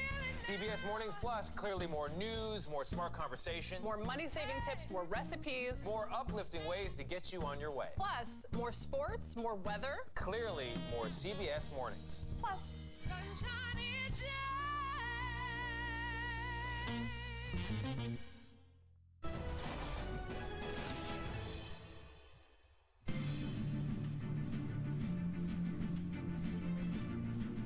I'm Lindsay Reiser at the CBS Broadcast Center in New York with coverage of CBS News America Decides. North Carolina is the first battleground state to be called for Donald Trump. Georgia leans that way.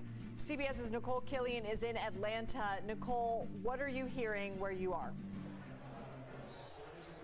Well, even though we are rating this race a lean Republican, I can tell you here people are already celebrating as if they have won the state. And we are hearing from a number of Republican operatives, including the state party chair, who in essence has already declared victory here. We did hear from the Secretary of State, Brad Raffensperger, a short time ago. At this point, there's about 93% of precincts reporting throughout the state. But he said about the former president's posture that he believes that former President Donald Trump has an insurmountable lead in this state. And so that's why many people here are very confident in the outcome. And if the former president does pull it out here in Georgia, it marks a dramatic turnaround because, as you know, back in 2020, he lost this state by 12,000 votes. Called the Secretary of State, asked him to find the votes, which ultimately led him to being charged here in the state last year for racketeering, a number of other charges stemming from alleged election interference. So to be able to win this state would again kind of be more than a 180, I would say, at this point. What has changed? A couple of things, in terms of talking to Republican operatives, they believe that their ground game was stronger than they got credit for. They really worked to mobilize voters, particularly in more rural areas, really trying to target low propensity voters. They believe that they cut into Democratic margins, particularly when we're talking about some African American voters, particularly black men. In terms of independents, some of our exit polling shows that the former president performed much better with independents, that they kind of broke for him over Vice President Kamala Harris. A Trump campaign operative telling me that they believe his message, particularly around the economy, is one big reason why. Lindsay. Nicole Killian in Atlanta, thank you. You're watching CBS News, America Decides.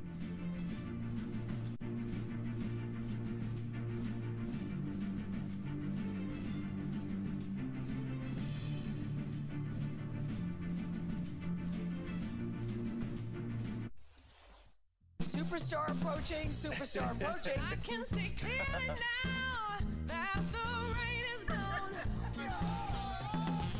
That's right. Let's do it. Let's go. Let's do this. I can see clearly.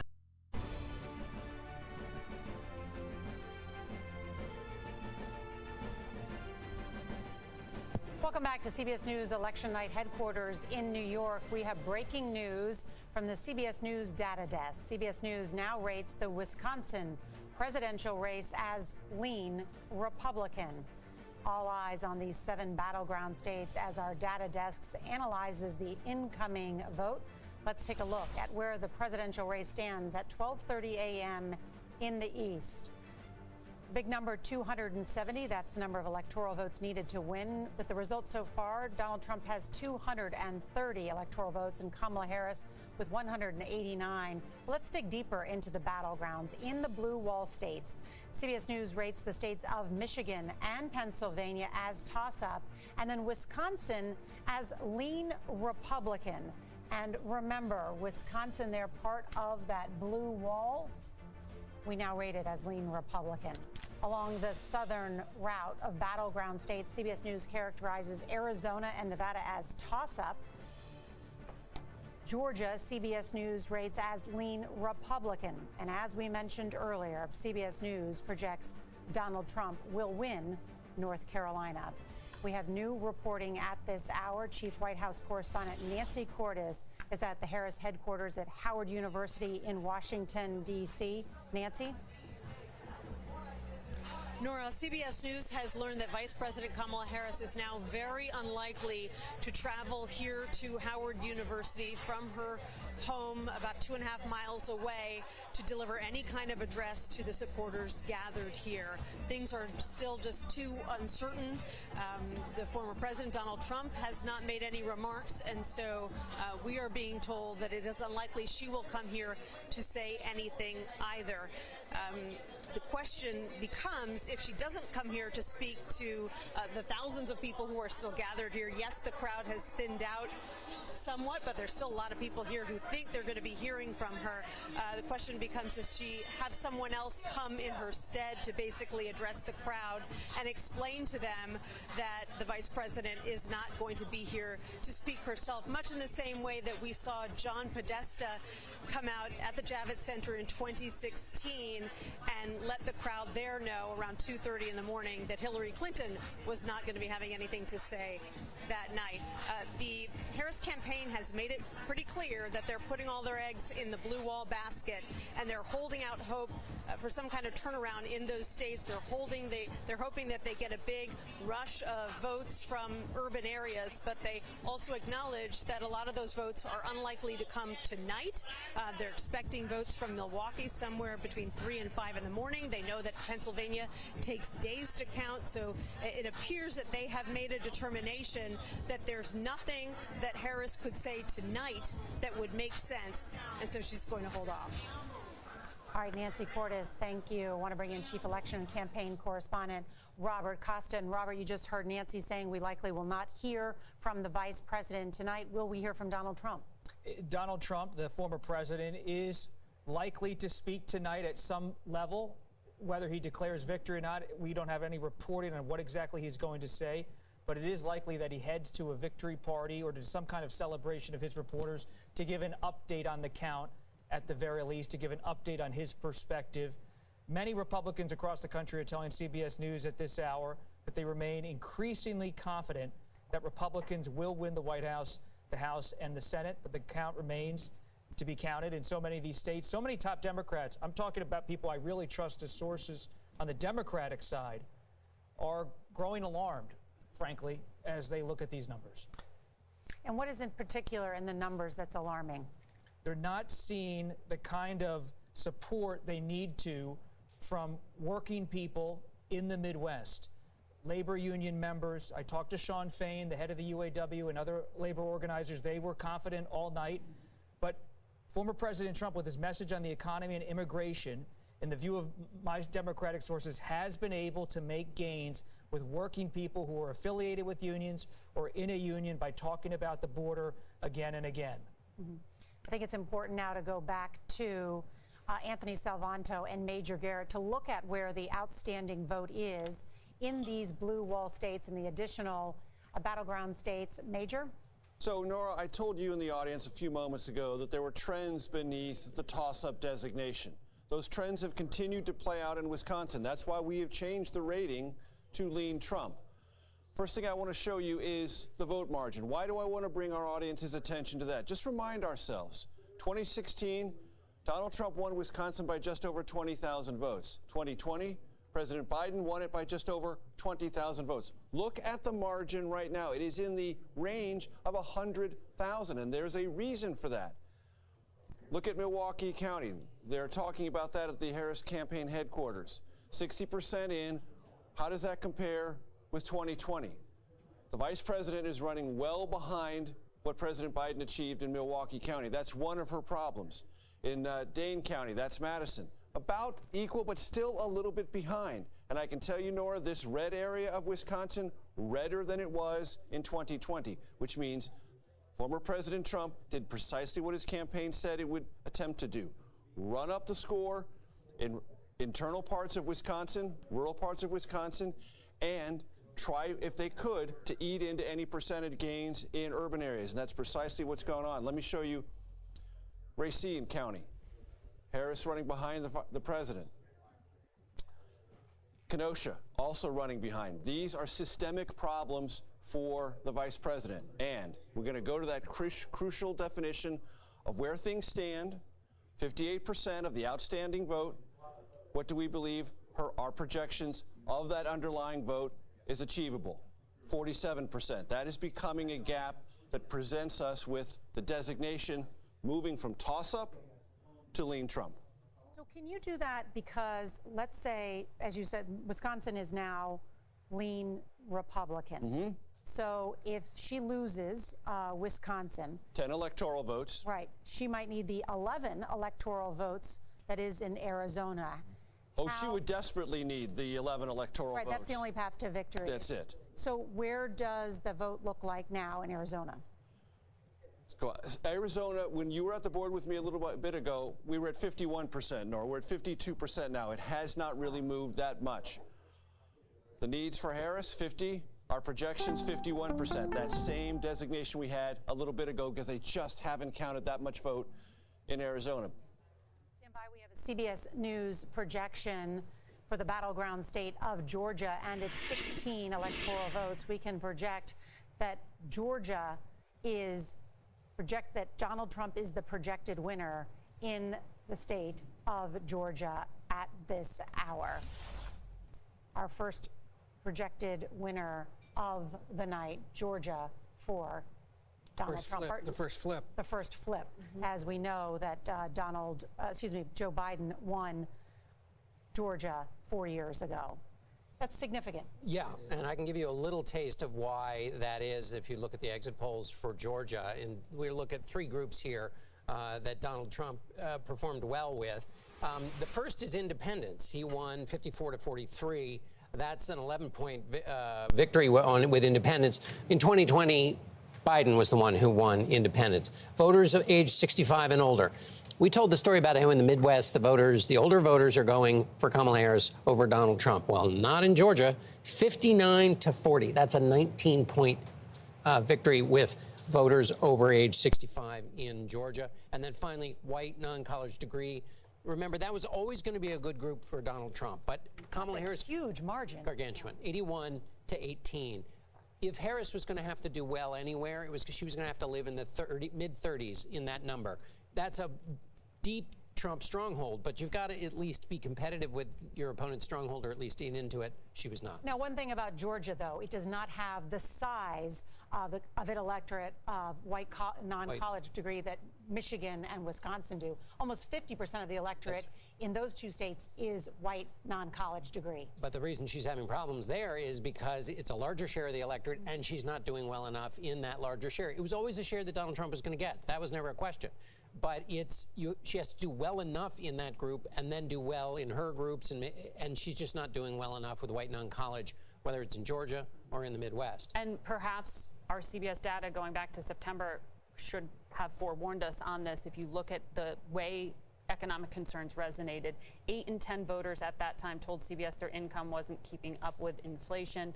At that time, 7 in 10 said housing in their area of Georgia was unaffordable. We saw repeatedly concerns about accessibility, affordability, and people often, when they're asked about the state of the economy, that's what they think of, is what am I paying at the grocery store? They're not necessarily thinking of the data points that we are delivering on the national news that say, hey, the jobless rate is pretty good. Inflation is coming down. Eggs and milk. It's the lived experience of what you encounter, and that's something we saw in Georgia. And I have to say, too, I think probably the media overemphasized the price of groceries, which are a main thing, but also mortgage rates, right? Being able to buy a house, being able, we talked about housing in the vice presidential debate, buy a car. I mean, the ability to borrow money, and your credit card bills going up as well, borrowing money when you buy things. And so for everybody, they felt the pinch at home big time. And the Harris campaign certainly tried to catch him on this issue, right? If you look at polling in the last few days, she had essentially drawn even with him. The problem is she didn't get ahead of him. There wasn't enough time for her to unveil these plans, and they'll have them marinate. And already tonight, you know they're in trouble when they start blaming each other, and it's coming in already. One congressman saying there'll be plenty of time to do this blame, but if there's one thing we're not doing right, the Democratic Party is a working-class voter problem. We must improve our numbers here to win. They understand as this continues to happen, and as the inevitable may happen in Wisconsin, as we're seeing already, that if they can't win over those voters, and they fail to capture them on the economy, then they have some real restructuring to do going forward, especially if this is going to cut across age groups, education, and ethnicity. He did very well, Donald Trump, with educated white men and white women, but it didn't seem to matter how non-college educated. Non-college educated, yes. But it didn't seem to matter how often you heard the economy's doing well, the job report is doing well. None of that seemed to matter. People would still say, I'm still paying too much for milk. I'm still paying too much for bread. Well, they can't feel it at home. It doesn't matter what you say. You look at this, since Biden took office, rents in the battleground states are up 20%. That's not because Joe Biden was elected. cost of your rent is affected by a number of different factors, but people blame the boss. I mean, the grocery inflation, 22%. We are on the back end of a pandemic that completely upended the supply chains and global economy. What the political scientists will tell you is that also voters don't give you credit for the good things that are happening. The unemployment rate was lower in 6 of the 7 battleground states under Joe Biden than under Donald Trump, leaving aside COVID.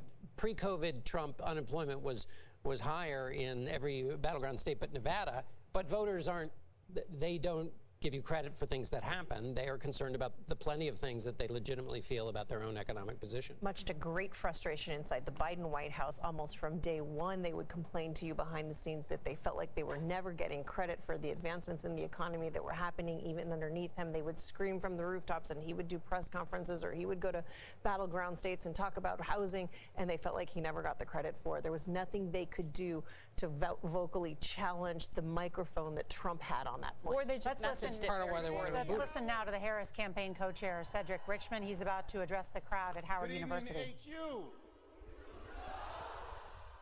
I want to say good evening to all of the Harris campaign, the campaign family. Thank you for all that you have done. Thank you for being here. Thank you for believing in the promise of America.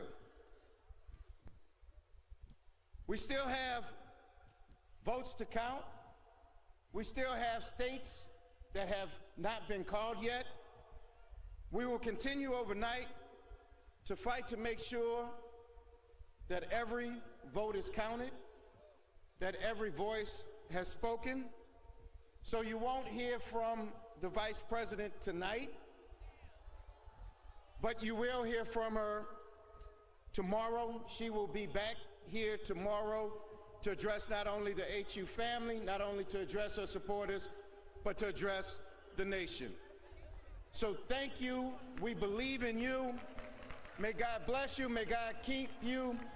And go HU and go Harris. Thank you all. Whoa. And there you have the co-chair of the Harris campaign saying it's okay, everybody can go home. We're not going to have a decision tonight, and the vice president is not coming out to address, but we'll speak to the crowd tomorrow. That is not going to land in a comforting way with Harris supporters, I think. And Nancy said it. We've all been talking about it, how extremely reminiscent this feels to 2016. And the campaign manager, John Podesta, coming out to those microphones. I was in that room addressing the crowd saying you will hear from her, but you're not going to hear from her tonight. And then we ended up hearing from her the next day. Philadelphia in particular and some the Pennsylvania counties are still looking to probably finish up a lot of those mail ballots. They had to start processing today, probably looking into tomorrow or Thursday, but depending upon the margin, we might get to the point where there's enough for us to call it. Michigan, I think they're mainly focusing on Wayne County right now in the city of Detroit. I think there's some that are still to be reported. I have an update on Arizona in particular. I just talked to a Maricopa County election official, and there's about 650,000 ballots that they have not reported out yet. They haven't tabulated yet, plus the mail ballots that were delivered today, and they're not sure of that number yet. So there's a significant number of Arizona ballots out, and I think that's going to go well into tomorrow, perhaps even Thursday until we get those. And that's always what happens in Arizona because they allow so many, and there's a culture of delivering those mail ballots on the day of the election, which doesn't allow them to pre-process. They have to do that right away and get it in the next couple days. Mm-hmm. So that means we're looking at maybe Thursday if it comes down to Arizona? I'd say about Thursday. I mean, if the path for Harris right now, as slim as it might be, is Pennsylvania, Michigan, and then possibly Arizona or the long shot of Wisconsin, Arizona's going to take probably a day or two. Pennsylvania might take about that long, too. And remember, that's still significantly earlier, especially given the margins than what we saw in 2020. I remember it took all the way till Saturday. Right. Much more to discuss. You're watching CBS News America Decides, Election 2024.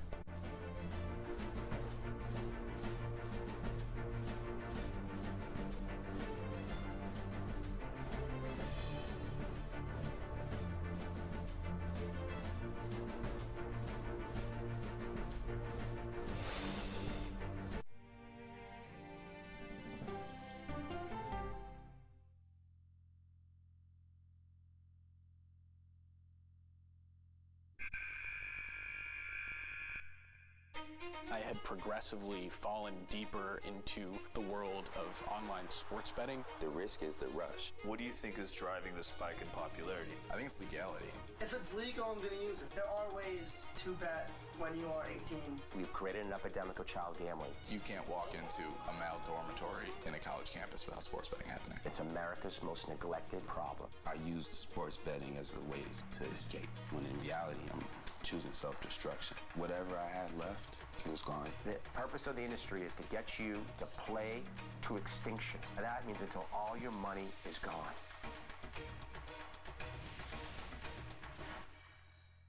When you wake up in the morning, we want to be your go-to team. On our places, bright shiny faces. I don't go to work in the morning. I go for coffee with my two good friends, and we talk about the world. Your morning routine just got better. CBS Mornings. Don't miss true crime anytime you want, anywhere you go. With the 48 Hours podcast. Real crimes, real lives, real justice. There's some questions that have to be asked and need to be answered. Listen to 48 Hours on Apple Podcasts. An original documentary from CBS Reports. Imagine yourself in Manhattan with no police, no army, no mayor. The people of Haiti stare down poverty, corruption, natural disasters, and violence. 90% of the guns that are used by gangs in Haiti are American guns. But with an unbreakable spirit and eternal optimism. There are days where I cry, but we can't be discouraged. We still believe in Haiti. They're still able to look ahead with hope. Haiti is on the brink of transformation, a radical shift. Nations are coming together and saying things must change. Fighting for Haiti, now streaming on the free CBS News app. Come on, Julia. Oh, no. I will if you will. You go, gal. Superstar approaching, superstar approaching. I want to make sure that my voice is heard, but also lift up other voices. Hey, give me some love, baby. We'll see you 7 o'clock sharp. Giving you a snapshot of all the sports that matter to you. CBS.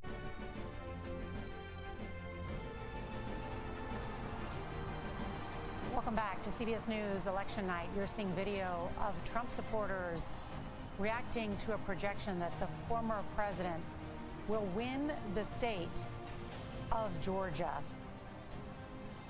I want to bring in Anthony Salvanto. And as we see that Donald Trump has won Georgia and North Carolina, the path narrows for the vice president as you have rated Wisconsin as lean Republican. Yep. So many people are asking what's going on in the blue wall. What's happening in Michigan right now? Okay, I'll start here. So here's what you got in. You get 59% in. But for starters, Wayne County, which is the big county here, it's Detroit. Democrats are going to need a substantial lead there to carry them through the state. Well, what you see here is only a quarter of that is in.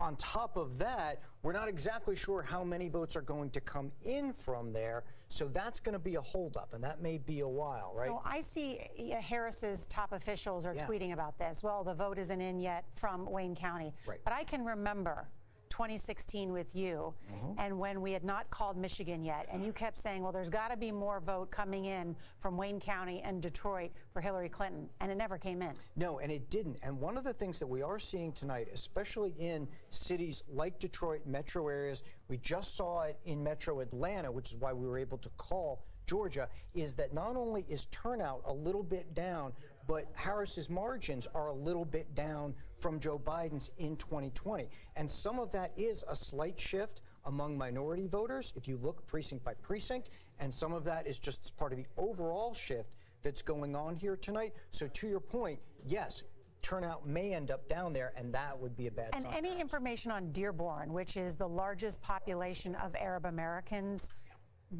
about what's going on there? So that we don't have that information yet. That is in Wayne County. We're going to want to understand that might be 50 to 100,000 votes. If we see in those precincts that there isn't strong turnout, that would just add to the potential trouble for Harris. But we can't go inside that narrowly. We can't go inside that. I mean, I will show you that in Georgia, just as an example, we did that in Fulton. And if the same idea plays out, right, here's inside of Atlanta, this is where the shift, you even see some red areas. This is not what you saw in 2020. So even that 2 to 3 point shift, and we've seen that, I showed you earlier in Pennsylvania, we had seen that kind of a shift too. All the stuff that in the pre-election polling we were talking about the potential for a few points more among minority voters shifting, and we're seeing that, and it may play out in Detroit as well. All right, Anthony Salvanto, as we go into these numbers, and when we come back, we'll spend some more time trying to figure out what is happening in these remaining battleground states where the votes are still coming in and a sense of where they may be headed. That's coming up.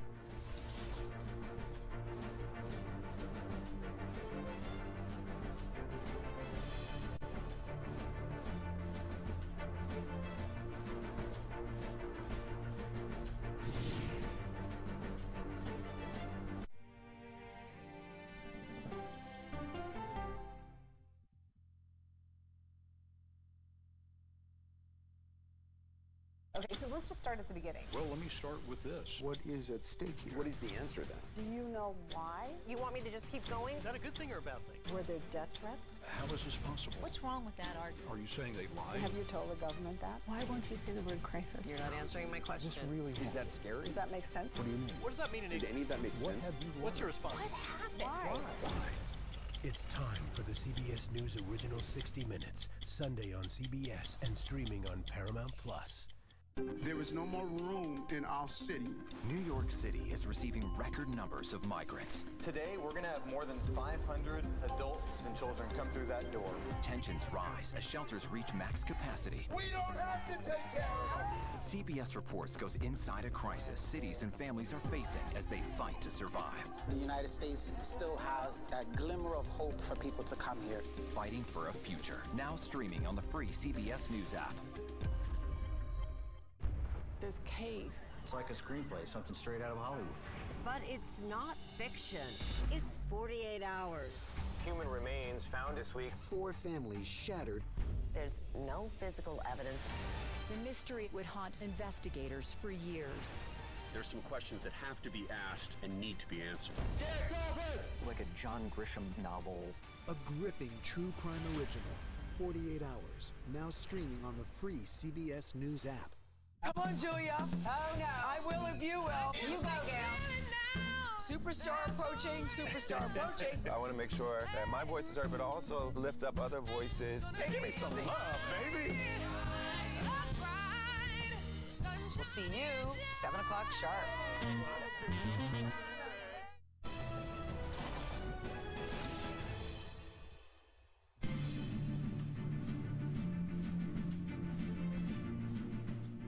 I'm Lindsay Reiser at the CBS Broadcast Center in New York with coverage of CBS News America Decides. Wisconsin, part of that critical blue wall for Vice President Harris is lean Republican. CBS's Janet Shamlian is in Milwaukee. Janet, what are you seeing? Walk us through it. Lindsay, good evening to you. More than 80% of the vote is in here in Wisconsin. Trump is leading. However, the Harris campaign believes it still has significant number of votes coming in for them. They placed a lot of stock in Wisconsin. They spent a lot of time and money here. They went after those so-called WOW counties, Waukesha, Ozaukee, and Washington. So those are the red counties just outside of Milwaukee. Meanwhile, the Republicans had gone after Dane County. That's home to Madison. It is the fastest growing county in the state. So a lot of new people in Dane County, and that's where the Republicans have made some inroads here in Wisconsin. Now, the delaying of, or the recounting of more than 30,000 ballots in this room because of an error with some of the machines or what was perceived as, for transparency, they should start the count over, has delayed the counting. But, Lindsay, it's not going to go now as late or as early tomorrow morning as originally thought. And Janet, the U.S. Senate race between Democratic incumbent Tammy Baldwin and Republican businessman Eric Hovde is also being closely watched. What can you tell us there? Yeah, this is a really crucial race, Lindsay. The Republicans desperately want this seat. The incumbent, Tammy Baldwin, has had a 7 or 8 point lead for the last couple of weeks. It's narrowed to 1 or 2 points in the last couple of days. And right now, the challenger, Eric Hovde, has the lead with about 80% of the vote in. Republicans really want this seat. Both sides have accused each other of being coastal elites. It's gotten very personal in the last couple of weeks. Janet, when are you hearing from officials that will have answers on the results in Wisconsin? Yeah, so originally we were thinking like 4 or 5 in the morning. I think they've rolled that back a little. They won't give us anything specific, Lindsay, but at least in this room, they thought that maybe they had about another hour and a half of ballots yet to go. All right, CBS's Janet Shamlian in Milwaukee, thank you so much. You're watching CBS News, America Decides.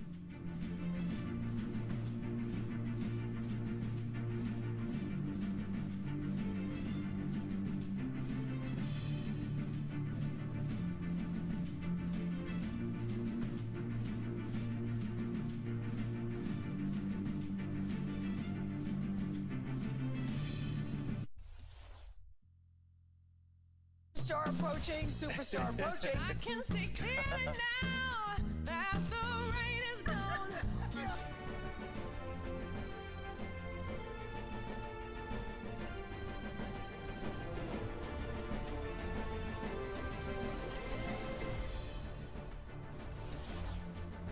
Welcome back to CBS News Election Night headquarters in New York. It is now 1 a.m. in the East, 10 p.m. in the West, and polls are now closed across all 50 states. Former President Donald Trump and Republicans are having a very good night. CBS News projects that Trump will win 2 key battleground states, Georgia and North Carolina. And in the race for control of Congress, CBS News rates the Senate as lean Republican. In the race for the White House, the electoral vote count now stands at 246 for Donald Trump and 194 for Kamala Harris. And all eyes are on the 7 battleground states where this election will likely be won or lost tonight or in the days ahead. As we mentioned, CBS News projects Donald Trump wins North Carolina, a major victory for the former president, the same battleground state he won in 2020. Trump is also projected to pick up a win in Georgia. In the blue wall states, CBS News rates Wisconsin as lean Republican, and that leaves Arizona, Nevada, Michigan, and Pennsylvania.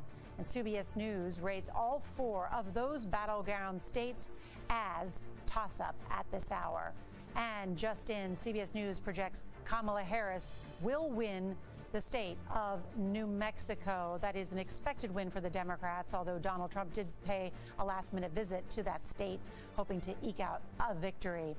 I'm joined now by Major Garrett and Anthony Salvanto, who have new information from the CBS News data desks. And as we mentioned, Donald Trump, the Republicans, having a very good night. Yes. The pathway for Kamala Harris has narrowed. Her own campaign manager says it's the blue wall. So wanted to go back and see what's happening in Pennsylvania. The simple truth, Nora, is the path for Vice President Harris is narrowing by the hour. And we can illustrate that very clearly in Pennsylvania with its 19 electoral votes. And we can do it basically with just the color coding of this map. This is the map as it exists in this election. Let me show everyone what the map looked like. So bring the camera in here, if you will. Let's focus right on this part of eastern Pennsylvania. Here it is now in 2024. There it is in 2020. Do you see that difference? All this blue running up the eastern side of the Lehigh Valley up towards Scranton. Again, its coloration is either lighter blue or light red. And that is right now why the former president is running ahead of what he ran with in 2020 and is on pace to possibly capture Pennsylvania. So she is underperforming Joe Biden and how he performed in 2020. Where? In what places? Well, that's the important question, because this is a lot of white working class voters, many of whom now have shifted to the former president in this election. The other thing, though, is in Philadelphia, I want to look in here because we've also seen a shift in the city. And if you look internally at the local level, there are Hispanic precincts, Latino precincts that have shifted a little bit towards the former president from 2020. You see a little bit lower turnout so far. So all of that is part of the formula here for why Donald Trump is doing relatively better here than he did in 2020. It's across a number of key demographic groups, and the geography tells part of that story. And the collar counties, which have traditionally been Democratic counties, although Bucks County now has more Republican voters in Bucks, you see. But look at the difference. Look at the difference. Yep. Yeah. Get that, right? We'll go to Northampton. Running behind in Northampton, running behind in Bucks. Little behind. And that really is a story here again, Lehigh, right?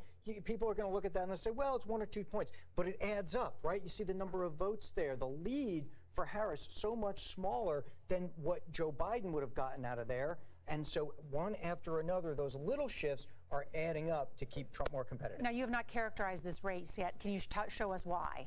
Well, why you haven't called it lean Republican, for instance? Yeah, Tell us why. Because we've still got 7% of the vote coming in, and it's coming in from cities. Well, there still is outstanding vote, so let me show you where that is. And here is big circles, Montgomery, still some from Philadelphia. I told you about it, but still waiting for some there. Still some from Chester. These are places Democrats have done well in the past. So that's important and why we can't yet make a projection. But the other part is here, these dots may not be as small, but they represent Republican outstanding vote. So they could just as well go more for the former president, and then he would be able to hang on to what is now a narrow lead. We can still look at this data, but I just want to bring in senior White House correspondent Weijia Jiang because she is in Philadelphia as we're looking at these numbers. I know, Weijia, you can hear our conversation. How does this square with the case that the Harris campaign was making? I mean, they claimed that they had the ground game, that it was far more superior, that they had knocked on millions of doors in these final days in these battleground states. Tell us what you were hearing from the campaign. Well, Nora, that's exactly it, and that's why they felt so confident going into Pennsylvania, because as Anthony was mentioning, several sources told me, look, it's not about flipping certain counties from red to blue. It's about losing less and going after Trump's margins. And that just hasn't panned out tonight, despite all of the money and the resources and the time that not only campaign staffers, volunteers, but the vice president herself poured into this state. And so when you look at what the Trump campaign was focused on, they really wanted to expand even more in those rural areas, in the deep red areas.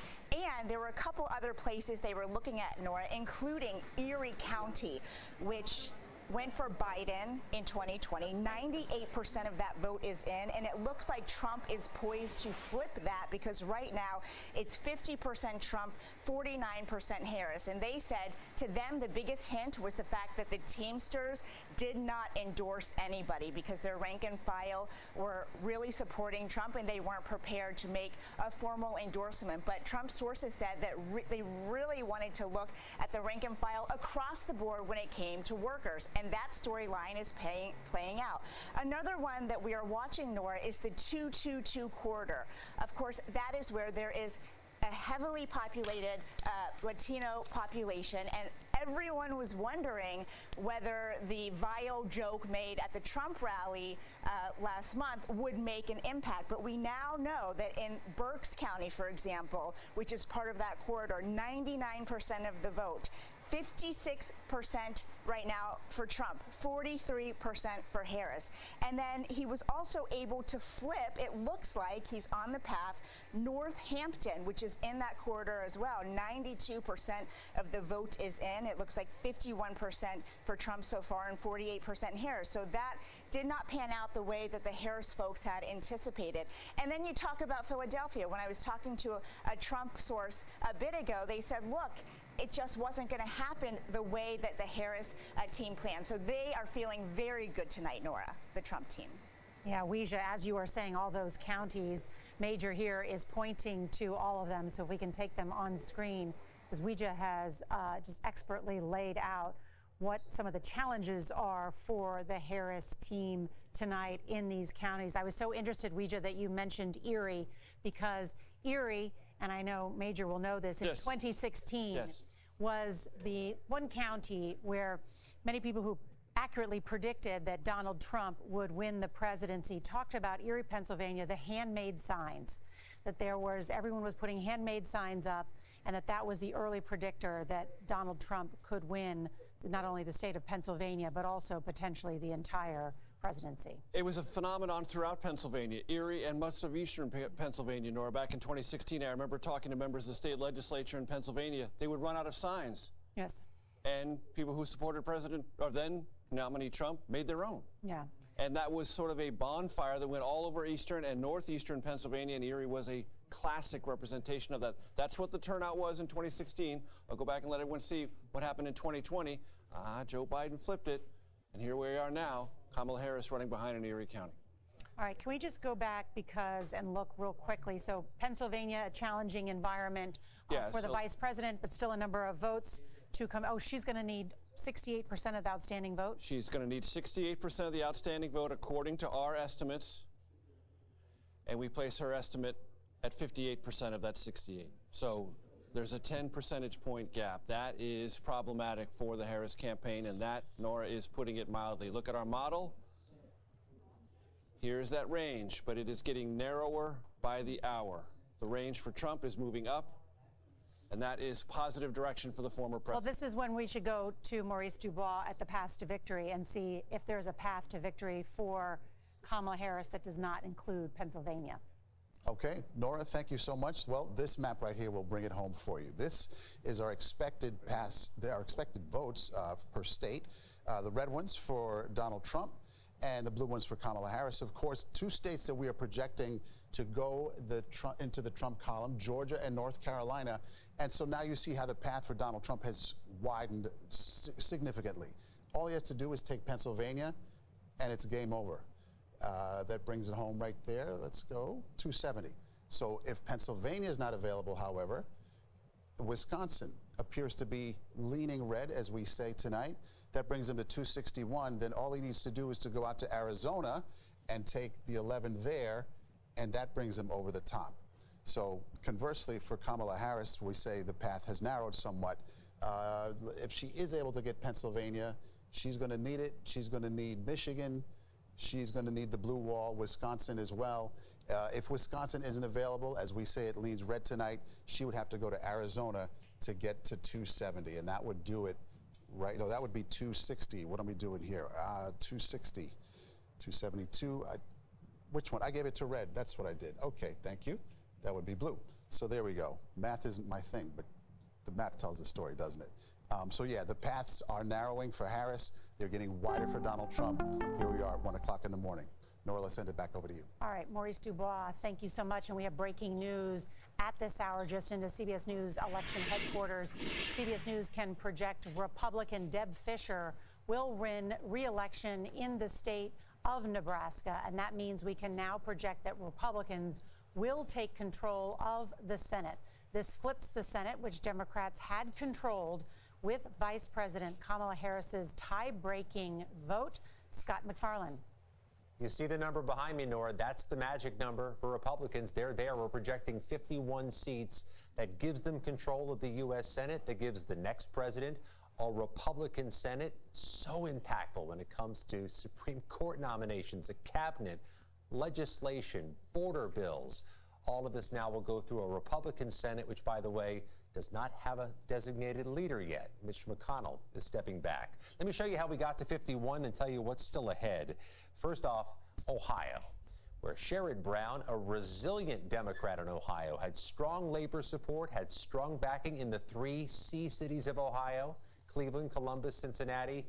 After 3 terms, we project he has lost to Bernie Moreno, the Republican businessman from Ohio. That's 1 seat lost from the Democrats. West Virginia was an uphill fight from the jump. The Republican governor, Jim Justice, served 2 terms in Charleston, projected as an overwhelming winner over Glenn Elliott. That's the seat vacated by the retiring Joe Manchin. There's 2. Montana is, at this point, projected as a lean Republican for Tim Sheehy, the businessman from West Virginia. I'm sorry, the military veteran from Montana, the 3-term Democrat John Tester there. Democrats haven't really defended so much in the battlegrounds. They have a good situation in Arizona, where the Phoenix Congressman Ruben Gallego has a lean standing right now against Kari Lake, the Republican in Arizona. Michigan, Pennsylvania, Nevada. Those familiar battleground states are also battleground states for the U.S. Senate. We deem Michigan a toss-up right now. Mike Rogers, the former congressman, against Alyssa Slotkin, who, by the way, represents the same district Rogers once did near Lansing. In Nevada, the incumbent Jackie Rosen against Sam Brown, another toss-up state for the presidential race. toss-up state still for the Senate. Democrats playing defense there, and they're playing defense in Pennsylvania, where Bob Casey, the three-term Democrat, in a toss-up race against Dave McCormick. So at this point, Nora, you get a sense. Republicans have secured a majority. Now it's a matter of margins. Democrats are vulnerable to losing 2-3 more seats as this night goes on. And for the Senate, every single piece of that puzzle, every single seat along that margin is impactful. Fascinating to see those numbers and the Republican performance amongst those Senate candidates there, including Dave McCormick in Pennsylvania. That's his second race for the Senate there, of course, and looks like he is in good position to win the contest there. One of the things is we're now past 1 o'clock in the morning, and as more of the vote comes in, and we know it has been a strong night for Republicans and Donald Trump. The question is, what was the composite of the electorate? Where did Donald Trump do well? Where did Kamala Harris not do well? So, John Dickerson, when you look at the exit polls, what have we learned about her performance with women? And we could go through a variety of different areas, but let's just talk about women, because there was so much discussion about how women were going to be key to a Harris victory. That there was going to be this giant gender gap, that women were going to come out overwhelmingly for Kamala Harris. And particularly the gender gap would be driven by this overwhelming victory by Harris among women. Donald Trump was always going to do well among men, but she was going to swamp him with women. Well, the exit polls at the moment show, and they've shown this all night, that Harris has 54% of the female vote. Trump has 44%. That's just a 10-point gap. So in 2020, Joe Biden got 57% of the female vote. So he did 3 points better than Kamala Harris. But this is what's interesting to me. Donald Trump has done better with women voters. He did better in 2020 than he did in 2016, just by a little. And then in 2024, he has done better with women voters than he did in 2020. So he has improved with women voters. And think about the way he ended his campaign. You know, in a traditional sense, and his campaign advisors, some of them were saying this, is you've got a problem with women voters, college educated, women in the suburbs. And he did very little. In fact, some would argue he leaned into his problems with women voters, and it didn't hurt him in the least in the electorate. What does that say to you, John? What does this mean? Well, what it says is that there is no, when Donald Trump won in 2016, there was some conversation about, well, the office will change him. Yes. There will be people around him who will help with his rough edges. The office will become presidential. There's no question that Donald Trump is Donald Trump in full. He ended his campaign fully Donald Trump, and that is what Americans, it appears, are signing up for. It's certainly what the exit polls show. He has a lot of support for that. And he went through a primary where he was challenged by other Republicans. Nikki Haley, the former governor, someone who worked under him as the UN ambassador, out there just recently saying he wasn't going to win supporters when it comes to women because he's alienating them with his remarks. But she lost that primary, and perhaps her bet here it's not as clear cut. I mean, it's just interesting again and again to come back to the two things that Trump voters told us. It's the economy and it's the border. Yeah. Largely, the Democratic ticket avoided discussing the border and immigration as much as they possibly could.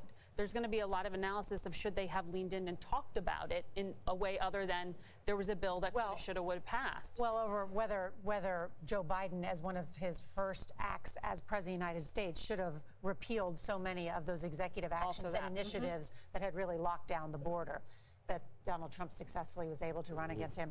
Let's talk about the border when we come back, because Cecilia Vega did some incredible reporting for 60 Minutes about the promises that Donald Trump has made, not only to secure the border, but also a mass deportation. Thank you. It is past 1:30, almost 1:30 in the morning. So she's the expert. We'll touch base with Cecilia in just a moment. CBS News, America Decides, election 2024. We'll be right back.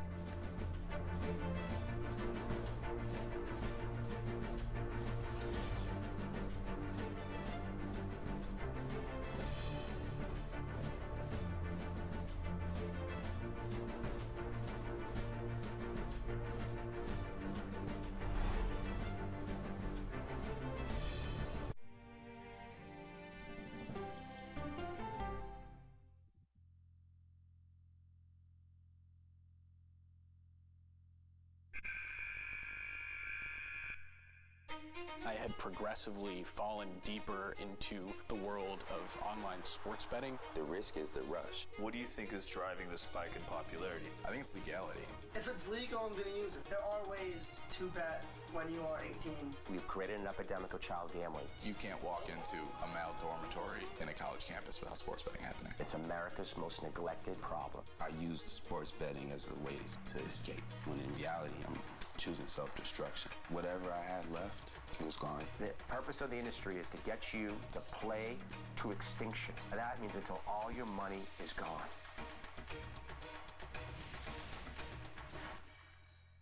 When you wake up in the morning, we want to be your go-to team. On our places, bright shiny faces. I don't go to work in the morning. I go for coffee with my two good friends, and we talk about the world. Your morning routine just got better. CBS Mornings.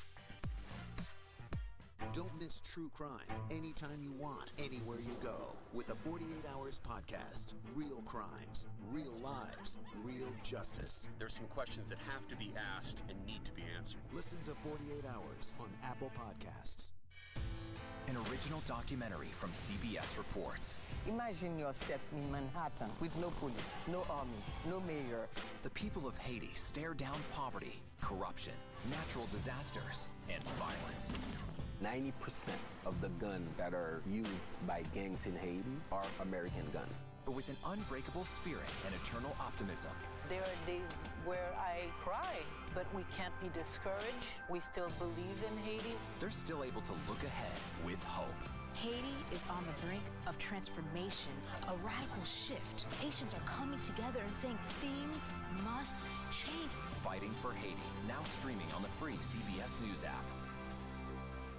I can see clearly now. CBS Mornings Plus, clearly more news, more smart conversation. More money-saving tips, more recipes. More uplifting ways to get you on your way. Plus, more sports, more weather. Clearly, more CBS Mornings. Plus, Sunshine is Giving you a snapshot of all the sports that matter to you. CBS.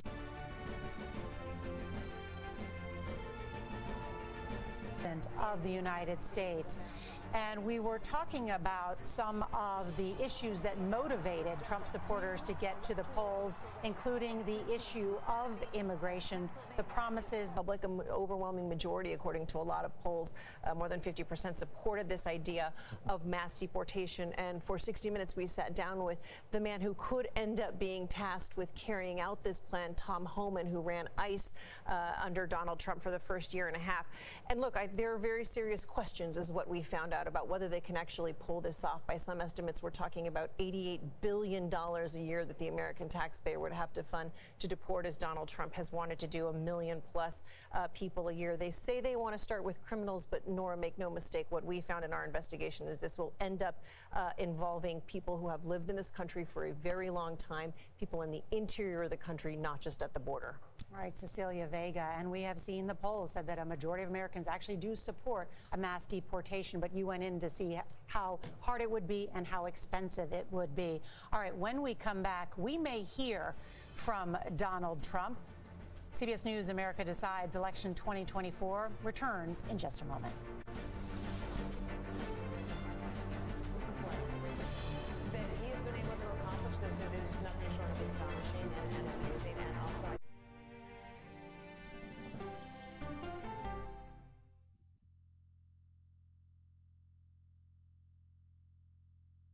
Okay, so let's just start at the beginning. Well, let me start with this. What is at stake here? What is the answer then? Do you know why? You want me to just keep going? Is that a good thing or a bad thing? Were there death threats? How is this possible? What's wrong with that argument? Are you saying they lied? Have you told the government that? Why won't you say the word crisis? You're not answering my question. This really Is that scary? Does that make sense? What do you mean? What does that mean in Did any of that make What sense? have you learned? What's your response? What happened? Why?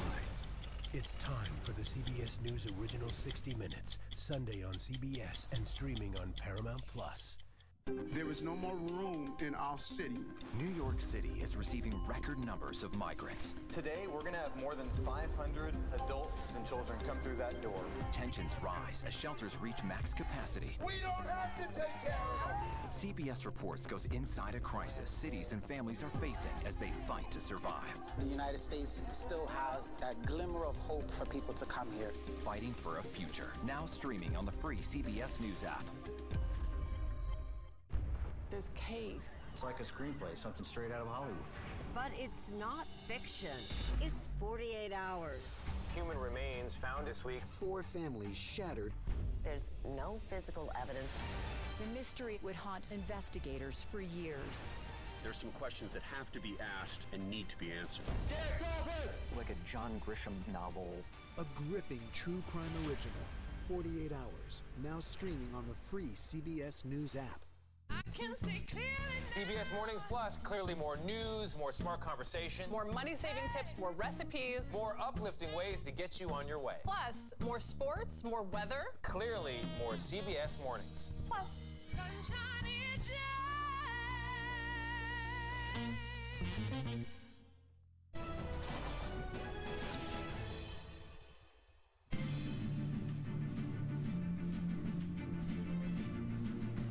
I'm Lindsay Reiser at the CBS Broadcast Center in New York with coverage of CBS News America Decides. Donald Trump has flipped Georgia and taken North Carolina in a sharp blow to the Harris campaign.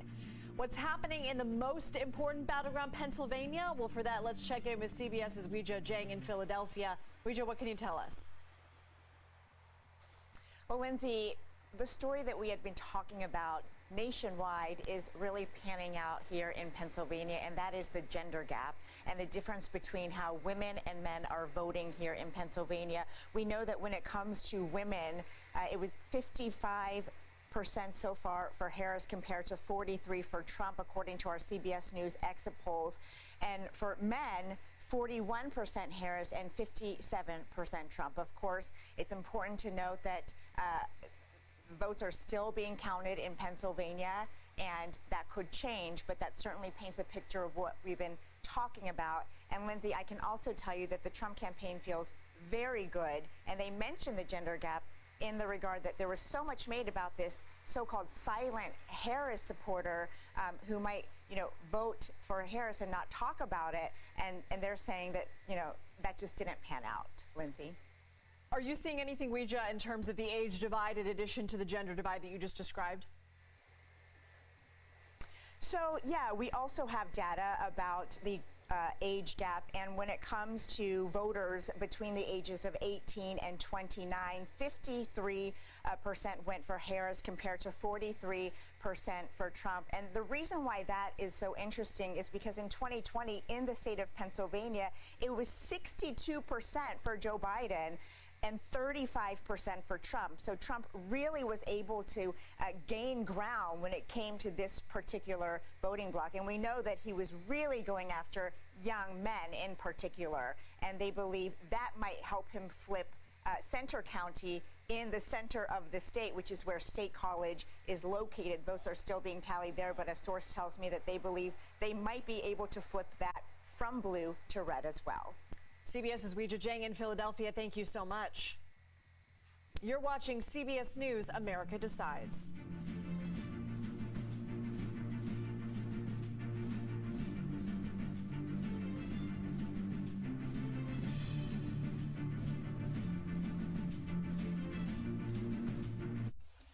Superstar approaching. Let's do it! Let's go! She's the first black woman on the Supreme Court, and she's determined she won't be the last. My parents had raised me to believe that I could do anything I wanted to do.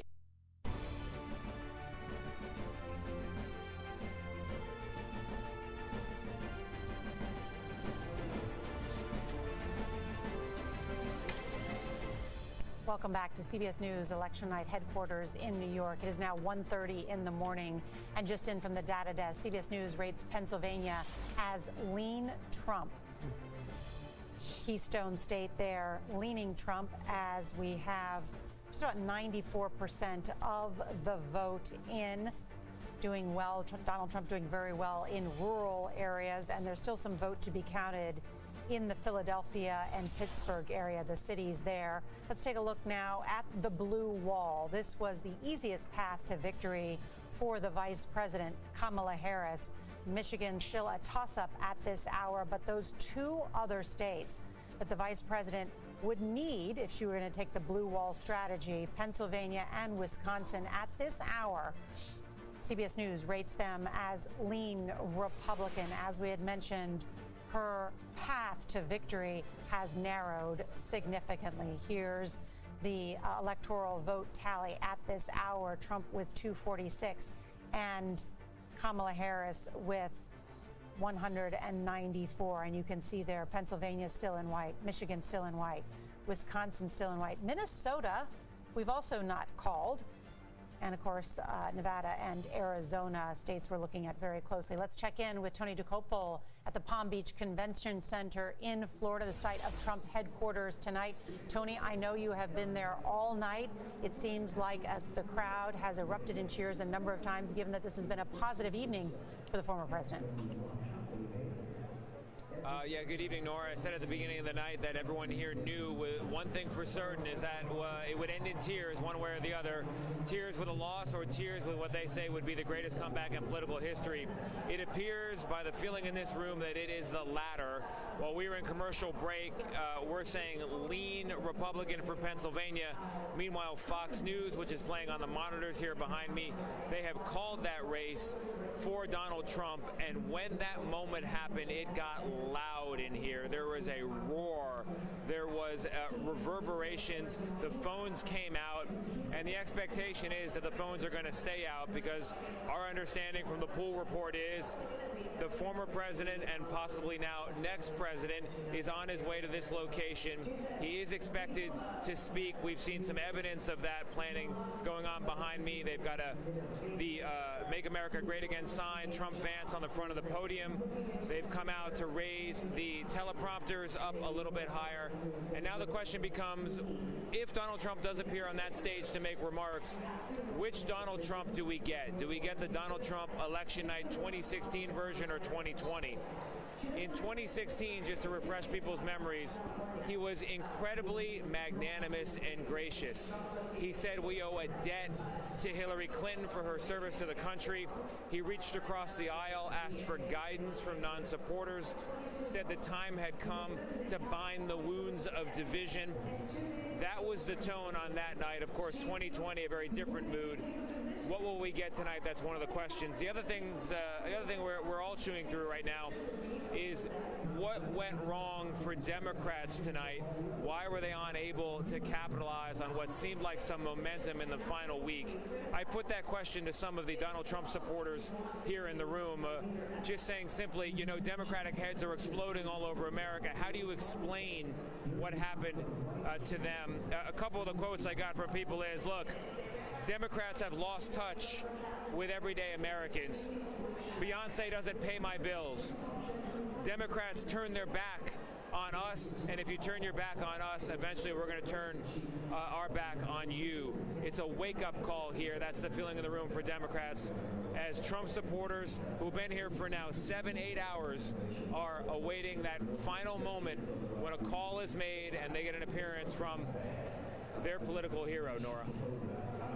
Tony DeCopel at the convention center. We should note that the former president has not been there. He has been at his home, which is just right across the bridge, Mar-a-Lago, from the convention center, where he has been entertaining some of his most prolific donors, as well as the world's richest man, Elon Musk, who has been a strong supporter of Donald Trump, a man who also has billions of dollars in contracts with the Pentagon for defense contracts and many different things, and has been a strong supporter of Donald Trump in many ways. And they've been pictures of them that have been put out on the internet.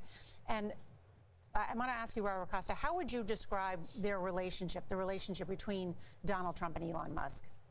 It's Donald Trump at the center. It's the former president who is now comfortable with the levers of power. When he was elected to the presidency in 2016, after covering him for so many years, it was one of the only times I've ever seen shock on his face when he won in 2016, standing in that hotel in New York, because he wasn't prepared for the presidency. He now potentially enters the presidency once again fully comfortable, and he has allies around him who are reflecting the total ideological shift, a new paradigm in American politics. It's the nexus not only of Elon Musk and Donald Trump, but Donald Trump Jr., Robert F. Kennedy Jr., Tucker Carlson. What we're seeing tonight is potentially not just the victory of a political campaign, but the emergence of a new power structure in the United States that does not go on red and blue lines, Republican or Democrat, or even so-called nationalism or populist lines. This is in the image of Trump with his instincts driving everything. Musk, of course, will want to work closely with the president on defense policy, foreign policy, technology, financial policy.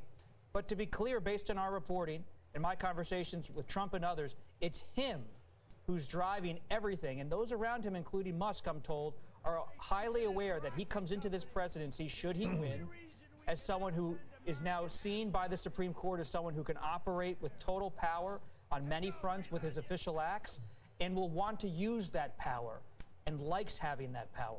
Yeah, there we see Elon Musk jumping on the stage. I mean, Elon Musk just today said to his 203 million followers on Twitter, go to the polls and vote for Donald Trump today.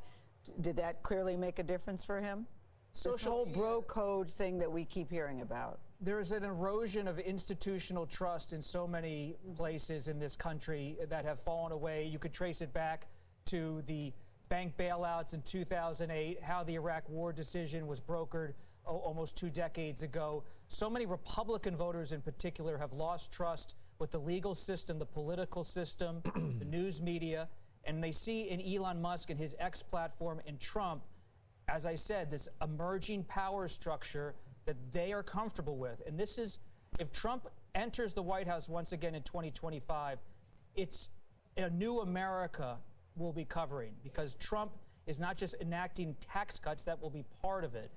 Mass deportation's part of it, but it's a new framework for how someone conceives the presidency itself. And, you know, Robert, one of the things that I think of, and I've never been able to shake from my memory, is what the Intel chairman, Senate Intel chairman Mark Warner said about Elon Musk.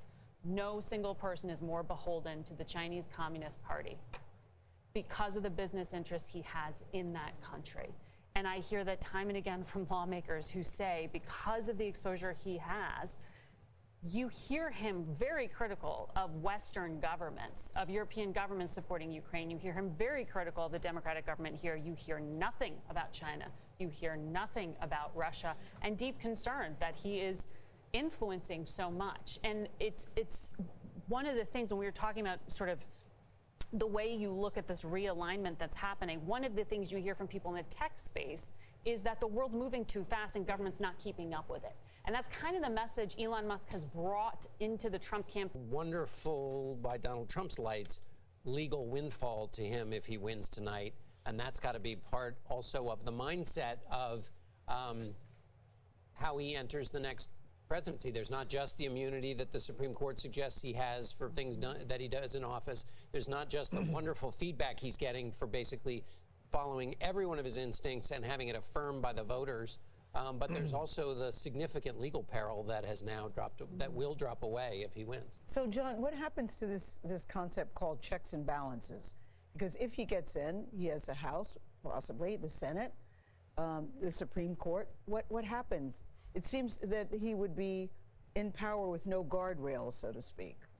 Well, I would add one more thing, which is what we saw in this campaign, which was different than 2016, was there were a number of members of his party who actively, buried memories of January 6th, who reinterpreted what he said in order to help him. There's been a conditioning over the last many years, but certainly within this campaign, of those in his party to row with him. We see the senators who are elected tonight, they will owe their success to him. So it's checks and balances is one question, but you also have, it's not just Donald Trump. There is a political movement now that is that has practiced at supporting whatever his impulses, wherever they may send him. And nor even the way we do politics in this country is going to come into question. Because what were we spending so much time focused on the last few days? But, ground game and knocking on doors and making phone calls may not matter anymore. And we don't have full grasp yet on what the digital work that was being done by the Trump orbit looked like. Well, the information space has changed so much. Because because the algorithms of journalists don't necessarily line up with the algorithms of the voters they were reaching. And so it's almost impossible for anyone to track what anyone else is getting. And we just don't know what was the kind of information they were getting a year ago targeted at them, what may or may not have been true, and what was the more explicit campaign message that was arriving in their feeds over the last several weeks. It's going to require a completely fundamental rethought about how you campaign for office on a national scale and on a statewide scale if this is what happened tonight. I want to bring in our CBS News political contributor, Joel Payne, to weigh in on this. And Joel, how do you see this potential realignment? Well, look, I think the conversation you're having matches the sober conversation that's happening all over the country with Democrats and state parties and at the highest levels of the party. Look, I think there are some who still see a narrow path for the vice president, and I think it's important to say that there is a narrow path, but it is narrowing by the hour, as Major said earlier. But I think Democrats are starting to take stock of what's next, and what's next includes adjusting to clearly a changing electorate and a changing country, and maybe reassessing some of the things that we think are important. Ed talked about how you organize a campaign. Clearly, some of the tried and true campaign methods that Democrats leaned on, the organization, the 3 whatever million door knocks over the last weekend, it can only get you so far. Last thing I'll say, it's very clear to me that in the last 2 years, Joe Biden never recovered from what happened with Afghanistan. It was destabilized by an economy that was stubbornly not cooperative with Democrats, frankly. And then I think Gaza kind of delivered a destabilizing blow. And when you add those things together, I think this outcome that appears that we're headed to tonight is maybe less surprising, but not less disappointing. And I can tell you there are a lot of vulnerable communities, particularly in the Democratic coalition, that feel very, very insecure at the moment. And want to also say that as well. I appreciate that, Joel Payne, and also want to bring in now Leslie Sanchez on that issue. And Leslie, how do you see this realignment? I think the realignment, you can't discount how frustrated these voters have been for a very long time, and many of them felt unheard. And whether it was looking at kind of alternative media or they're, trying to find somebody else that sympathized with the way they were feeling about their pocketbook and their financial situation, I think Donald Trump tapped into that. When there's a lot of conversation, you're talking about Elon Musk. Elon Musk spent a tremendous amount of time talking about freedom of speech, freedom from censorship. And in many ways, this is a populist, working class, middle class America that wants those, Gail's word, guardrails removed so that they can have less government interference and continue to thrive in a strong America. That's where they feel left out. And I think that's what it's tapping into. On both sides, and I think Democrats and Republicans kind of, the traditional Republican Party, reconcile this is a new party and a new way, and it's deeply diverse. And it will continue to be, I think, for the next several election cycles as Trump continues to redefine the Republican Party. Leslie Sanchez, thank you. And when we come back, we're expecting Donald Trump to take the stage in Florida. CBS News, America Decides, election 2024. We'll be right back. Have to stoop down to understand the concerns over immigration, over the economy. And guess what? The American people sending them very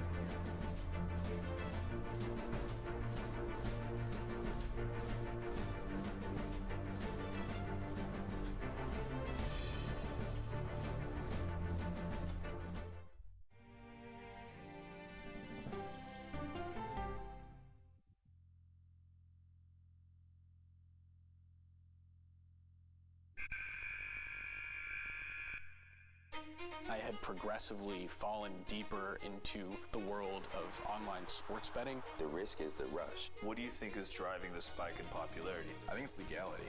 If it's legal, I'm going to use it. There are ways to bet when you are 18. We've created an epidemic of child gambling. You can't walk into a male dormitory in a college campus without sports betting happening. It's America's most neglected problem. I used sports betting as a way to escape, when in reality, I'm choosing self-destruction. Whatever I had left, it was gone. The purpose of the industry is to get you to play to extinction. And that means until all your money is gone.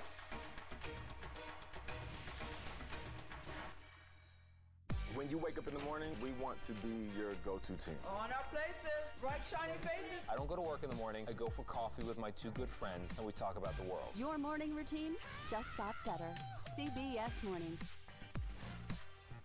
Don't miss true crime anytime you want, anywhere you go. With the 48 Hours podcast. Real crimes, real lives, real justice. There's some questions that have to be asked and need to be answered. Listen to 48 Hours on Apple Podcasts. An original documentary from CBS Reports. Imagine yourself in Manhattan with no police, no army, no mayor. The people of Haiti stare down poverty, corruption, natural disasters, and violence. 90% of the guns that are used by gangs in Haiti are American guns. But with an unbreakable spirit and eternal optimism.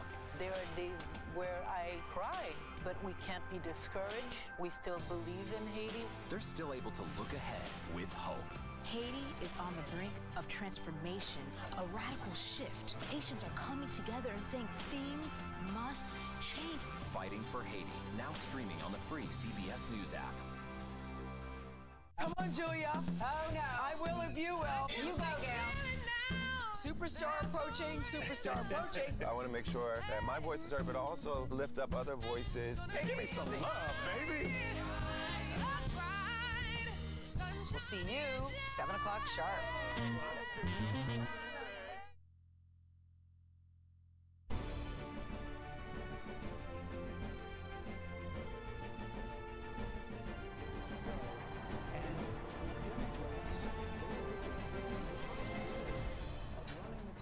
Republicans appear to be on their way to controlling the White House and the Senate. Scott McFarland covers Congress for us. And Scott, what's the state of the race in the House? A fascinating dynamics unfolding, Nora. We do have the possibility, this rare prospect of a triple flip. The White House changing Democrat to Republican. The Senate already projected to flip from Democrats to Republicans. Democrats could still win a majority in the U.S. House and flip it back from the Republicans. These are the 30 battleground seats. These white chairs are the ones we deem toss-ups and particularly competitive. As of this hour, we have not projected a winner in any of the 30. They are uniquely competitive. If Democrats can net 4 gains, win a net of 4 seats, they get control. They've had some luck in New York. They're optimistic about what happens on the West Coast, but this may not surprise you, nor they've hit trouble in some of the battleground states, the presidential battleground states. Republicans are giving a lean edge in this race. The Pennsylvania 7th District in Allentown. The Republican challenger is Ryan McKenzie. The incumbent is Susan Wild. To the north in Scranton, Republicans have a lean edge in this race, trying to oust the incumbent Matt Cartwright. Rob Bresnahan is the Republican with a possible advantage there. Same deal in Michigan, the state capital in Lansing. This is the seat vacated by Alyssa Slotkin as she ran for the U.S. Senate. The Republican is Tom Barrett with an edge over Curtis Hertel. That leans Republican, too. Let me bring you to New York and quickly walk you through where Democrats have made some possible inroads. This is a lean Democrat in the New York 4th District. That's Nassau County. That's Long Island, Laura Gillen. And in the New York 19th, in the Catskills, Josh Riley with an early edge over the incumbent Mark Molinaro. Scott McFarland, thank you. Let's turn now to Major Garrett and Anthony Salvanto on how the numbers are looking in Nevada, the last of those 7 battlegrounds to have the polls close there. Good evening, gentlemen. Hi, Good Nora. morning, I should say. Hello. Well, good morning. That's right. We lose track of time. All right. The data have told us over and over a discouraging story for the vice president and a delightful story, if you will, for former President Trump. Nevada is absolutely no different. Let's look at Clark County. Just under 70% of the vote in Nevada comes out of Clark County. You see Kamala Harris, 52-48. Compare that to 2020, running well behind Joe Biden in Clark County, where, again, as I said, just under 70% of the vote in Nevada comes from. Let's go up to Reno. That's Washoe County. Again, running behind President Biden. We go through this process. What does Kamala Harris need in Nevada? 55%. What do we project she will collect? Based on the outstanding vote, 45%. That gap is deeply discouraging news for the vice president. Also very happy news for former President Trump. Nevada, we don't have a rating on it. We still regard this as a toss-up, but all the underlying dynamics, all the underlying data point in the same direction. All the other battleground states, with the exception of Michigan right now, have been pointing in Trump's direction, and that's why. And what about Arizona? Sure. Arizona is moving a little bit through its process. The last time we talked at the board here, Nora, was 51%. It's 53%. We'll go to the straight needs category, 51% for Vice President Harris, 50% right on that edge. She's running in Maricopa County, which accounts for about 60% of the vote in Arizona. Historically, compared to Joe Biden, a little bit ahead. That's a slightly encouraging sign. Pima County, that's Tucson, running a little bit ahead of that. That's also encouraging. So Arizona, very much competitive, but as we've looked at the rest of the map, it may be competitive. It may actually end up in the vice president's column, but in the end, it may not be determinative. All right, Major Garrett, thank you. I want to have our control room just show pictures of the rally for Donald Trump in West Palm Beach.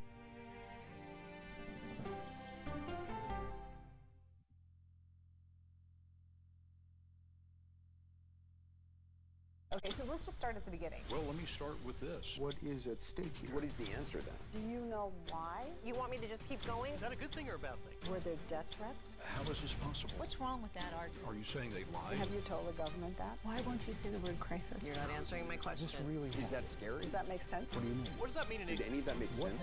What's your response? What happened? Why? It's time for the CBS News Original 60 Minutes, Sunday on CBS and streaming on Paramount+. There is no more room in our city. New York City is receiving record numbers of migrants. Today, we're going to have more than 500 adults and children come through that door. Tensions rise as shelters reach max capacity. We don't have to take care of them. CBS Reports goes inside a crisis cities and families are facing as they fight to survive. The United States still has that glimmer of hope for people to come here. Fighting for a future. Now streaming on the free CBS News app. This case. It's like a screenplay, something straight out of Hollywood. But it's not fiction. It's 48 hours. Human remains found this week. 4 families shattered. There's no physical evidence. The mystery would haunt investigators for years. There's some questions that have to be asked and need to be answered.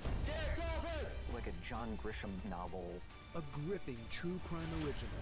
48 hours. Now streaming on the free CBS News app.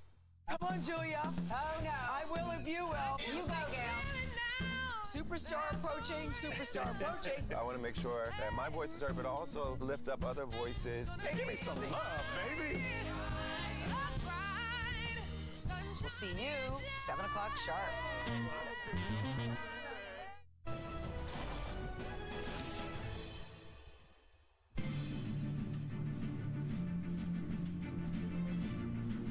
I'm Lindsay Reiser at the CBS Broadcast Center in New York with coverage of CBS News America Decides. At this hour, Pennsylvania leans toward Trump. North Carolina and Georgia are already his as one of the closest presidential elections hurdles toward a finish. Let's go to West Palm Beach, Florida, and CBS's Caitlin Huey-Burns, who's at Trump election night headquarters. Caitlin, what's the mood there right now? Hey, Lindsay, as you can see this crowd gathered behind me, this is an extremely jubilant crowd. Just on the monitor, I don't know if you can see behind me, they're playing Fox News, and Fox News has called Pennsylvania and Wisconsin, and thus they have called the presidency. And so I'm saying that because when that was coming up on the screen, this crowd went absolutely wild. We're expecting the former president to come here to this election night, essentially a watch party. He has been watching the results nearby at his resort in Mar-a-Lago. He's been there with family and friends, including Elon Musk. But we're also seeing a lot of his supporters who are at Mar-a-Lago kind of trickle in here as well. We've seen some senior advisors come here as well. So we're expecting the former president to speak, as Fox News has already called the entire race for him just a little before 2 a.m. I would also note that the Trump campaign had been expecting, anticipating this race to be called on election night. I mean, technically we're, in the wee hours of the next day, but essentially at the conclusion of the election, they had been adamant about that.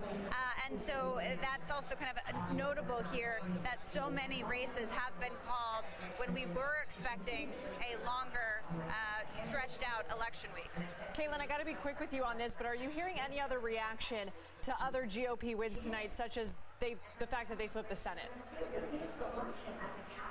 Lindsay, this is going to be such a big deal. And again, we're waiting for a couple other Senate seats in Wisconsin and in Michigan and in Pennsylvania. If those go the way of the race there, those are candidates who hugged onto Donald Trump very tightly.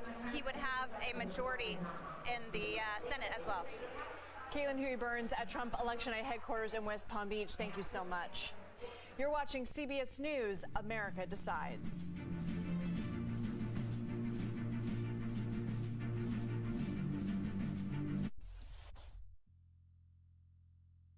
Superstar approaching, superstar approaching. I can see clearly now that the rain is gone.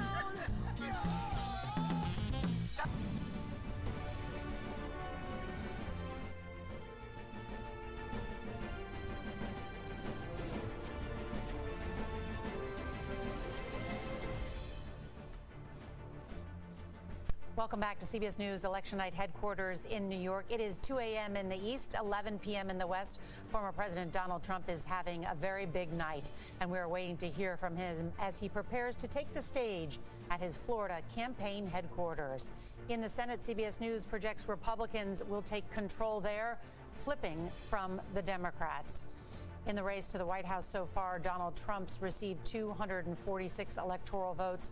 Kamala Harris has 194, and it takes 270 to secure the presidency. In the biggest battleground state of all, Pennsylvania, CBS News rates that as lean Republican. It has been a toss-up through much of the night. Other networks have called it for the former president. Pennsylvania, one of what they call the blue wall states. Alongside Pennsylvania, CBS News rates Wisconsin as lean Republican as well. Michigan at this hour, a toss-up. In the South, CBS News projects Donald Trump will win North Carolina and Georgia, while Arizona and Nevada are rated toss-up. And let's turn now to Gayle King. Gayle?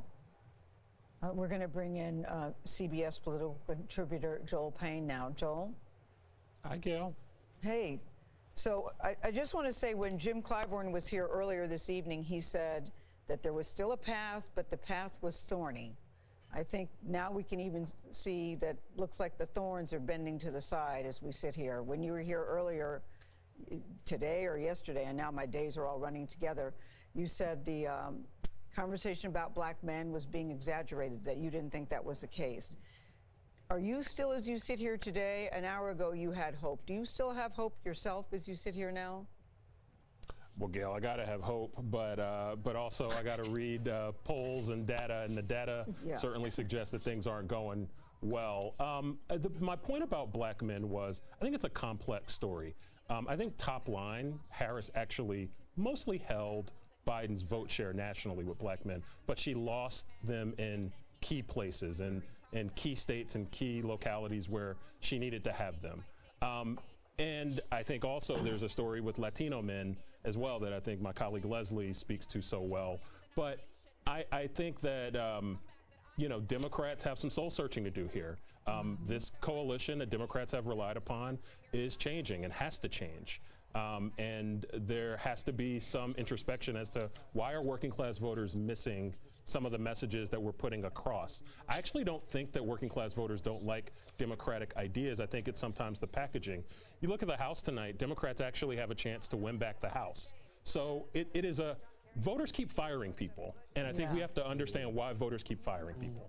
Joel, is it, and I even hate to ask this question, I'm asking as I'm clutching my pearls, could it be a woman issue? When Barack Obama suggested it, people thought, some people were offended that he even raised that issue. But do we have to realistically think about that? We've had Hillary Clinton now, and now maybe even Kamala Harris.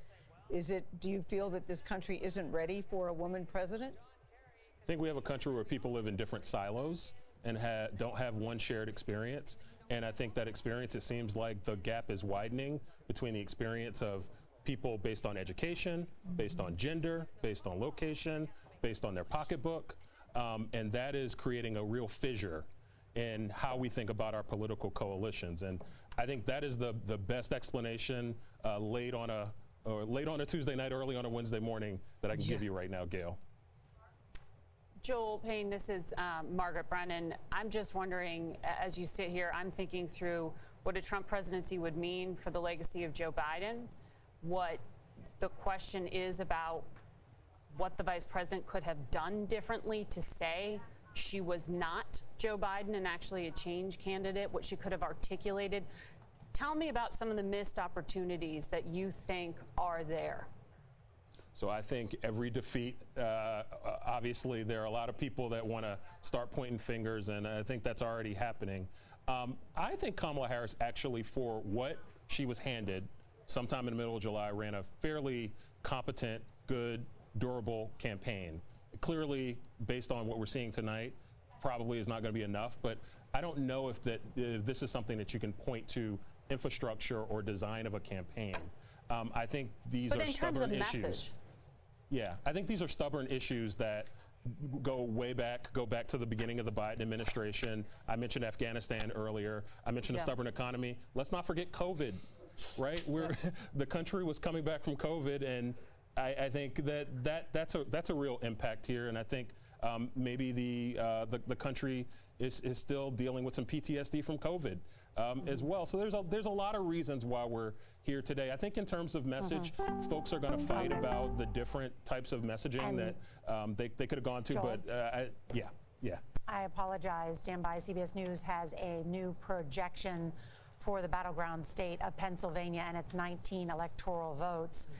CBS News projects that Donald Trump will be the winner of the state of Pennsylvania. That is a state that Biden carried 4 years ago, but Trump won in 2016, a major projection, and that essentially closes the pathway for Kamala Harris and the presidency. Robert Costa. So much disappointment among my top Democratic sources tonight, just in the last few minutes, about Pennsylvania. There was promise for Democrats in 2022 when Governor Josh Shapiro, Senator John Fetterman were able to appeal to working people in Pennsylvania.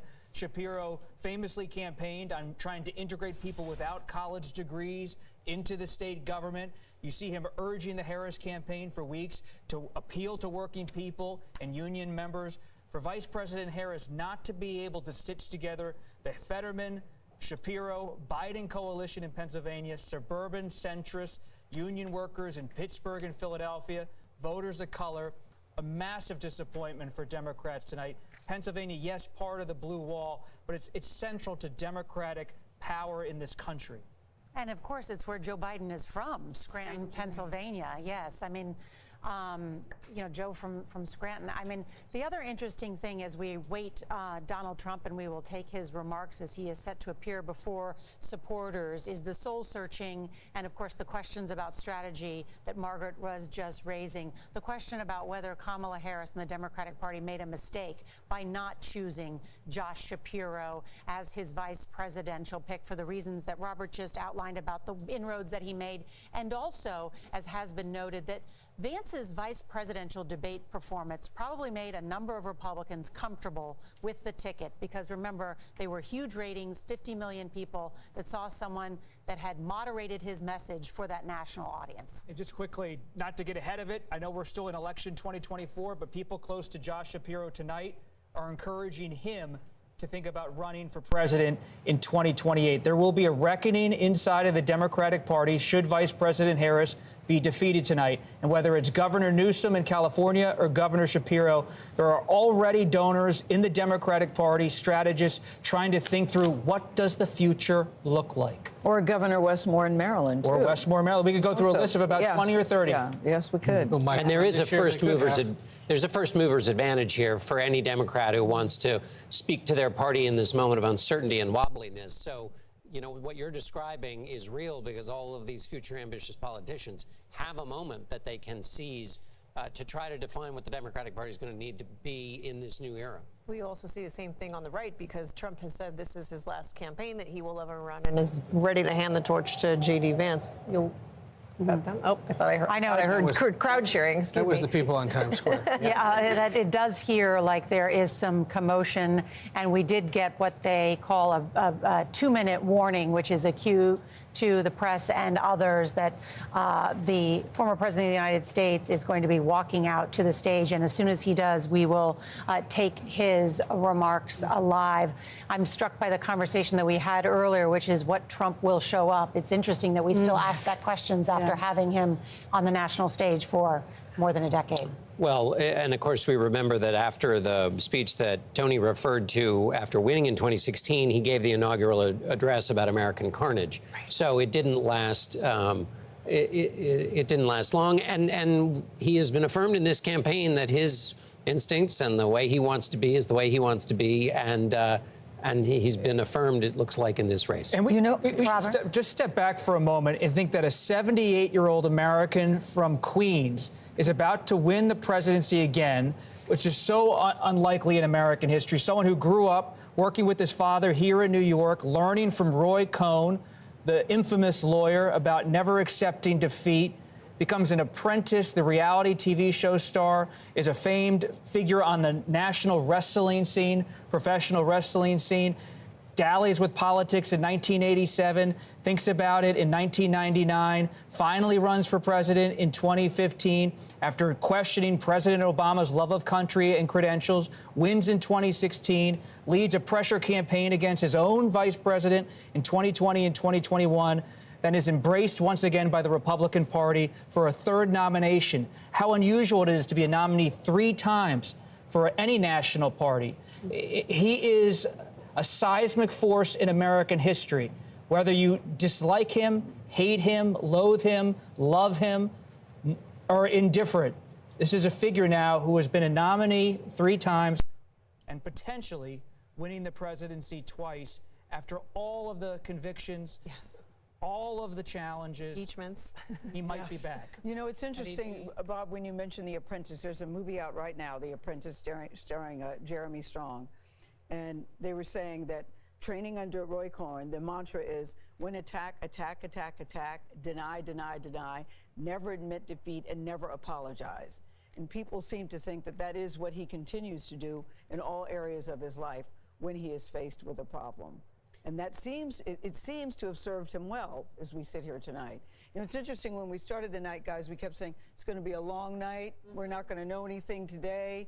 Certainly not Pennsylvania. Now we're sitting here a little after 2 o'clock, and it looks like that this race is over. And that we were bracing collectively, I think, as a country for Donald Trump to preemptively declare victory. And I don't know that this is so preemptive at this point. And while he doesn't have everything he needs to win, should he win, he'd be the oldest man ever elected and the second man to be elected at different times, joining Grover Cleveland. 130 years ago. Yeah, someone who served 2 terms at different times. And as we await the former president, I want to check in with Caitlin Huey Burns because she is there in West Palm Beach, Florida. Caitlin? Hey, Nora, we have been covering the former president's campaign all year, and his supporters believe this is the night that they had anticipated all along. His campaign had been telling us that they expected results on election night, and it seems like they will get them, even though we are technically into the next day. I want to pick up on the significance of Pennsylvania just quickly, because I essentially have been parked there for much of this cycle because Donald Trump himself has been parked there. He has been calling it the whole ball game for several weeks and months now. And remember, it was in Butler, Pennsylvania that he survived an assassination attempt. And afterwards, you saw not only the Republican Party coalesce around him, but also a sense, at least in my reporting from talking to voters on the ground, that they were kind of coming out of the shadows a little bit to voice their support for him. And I think there are so many moments throughout this campaign that were seen perhaps as controversies or liabilities for the former president, including those 34 felony counts that ended up endearing his party further to him.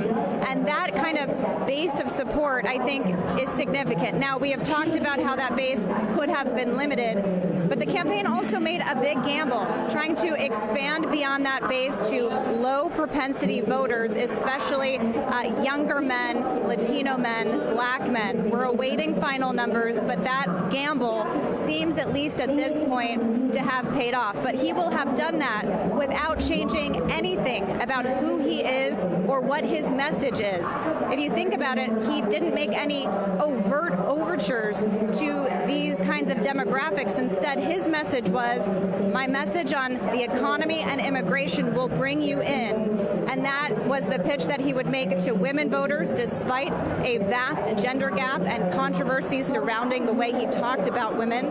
But that was their theory of the case, that they could tap into this with the former president's message and with his personality. And we saw that especially in the closing days of this campaign, in which he veered off message, leaning into those instincts. We can assess kind of what this coalition looks like as it starts to come together. But there are significant gambles that have paid off. I will also say, just spending so much time over this year talking to voters on the ground, talking to voters of all parties, all kind of walks of life, there was really an uncertainty in this electorate, this feeling of a world on edge.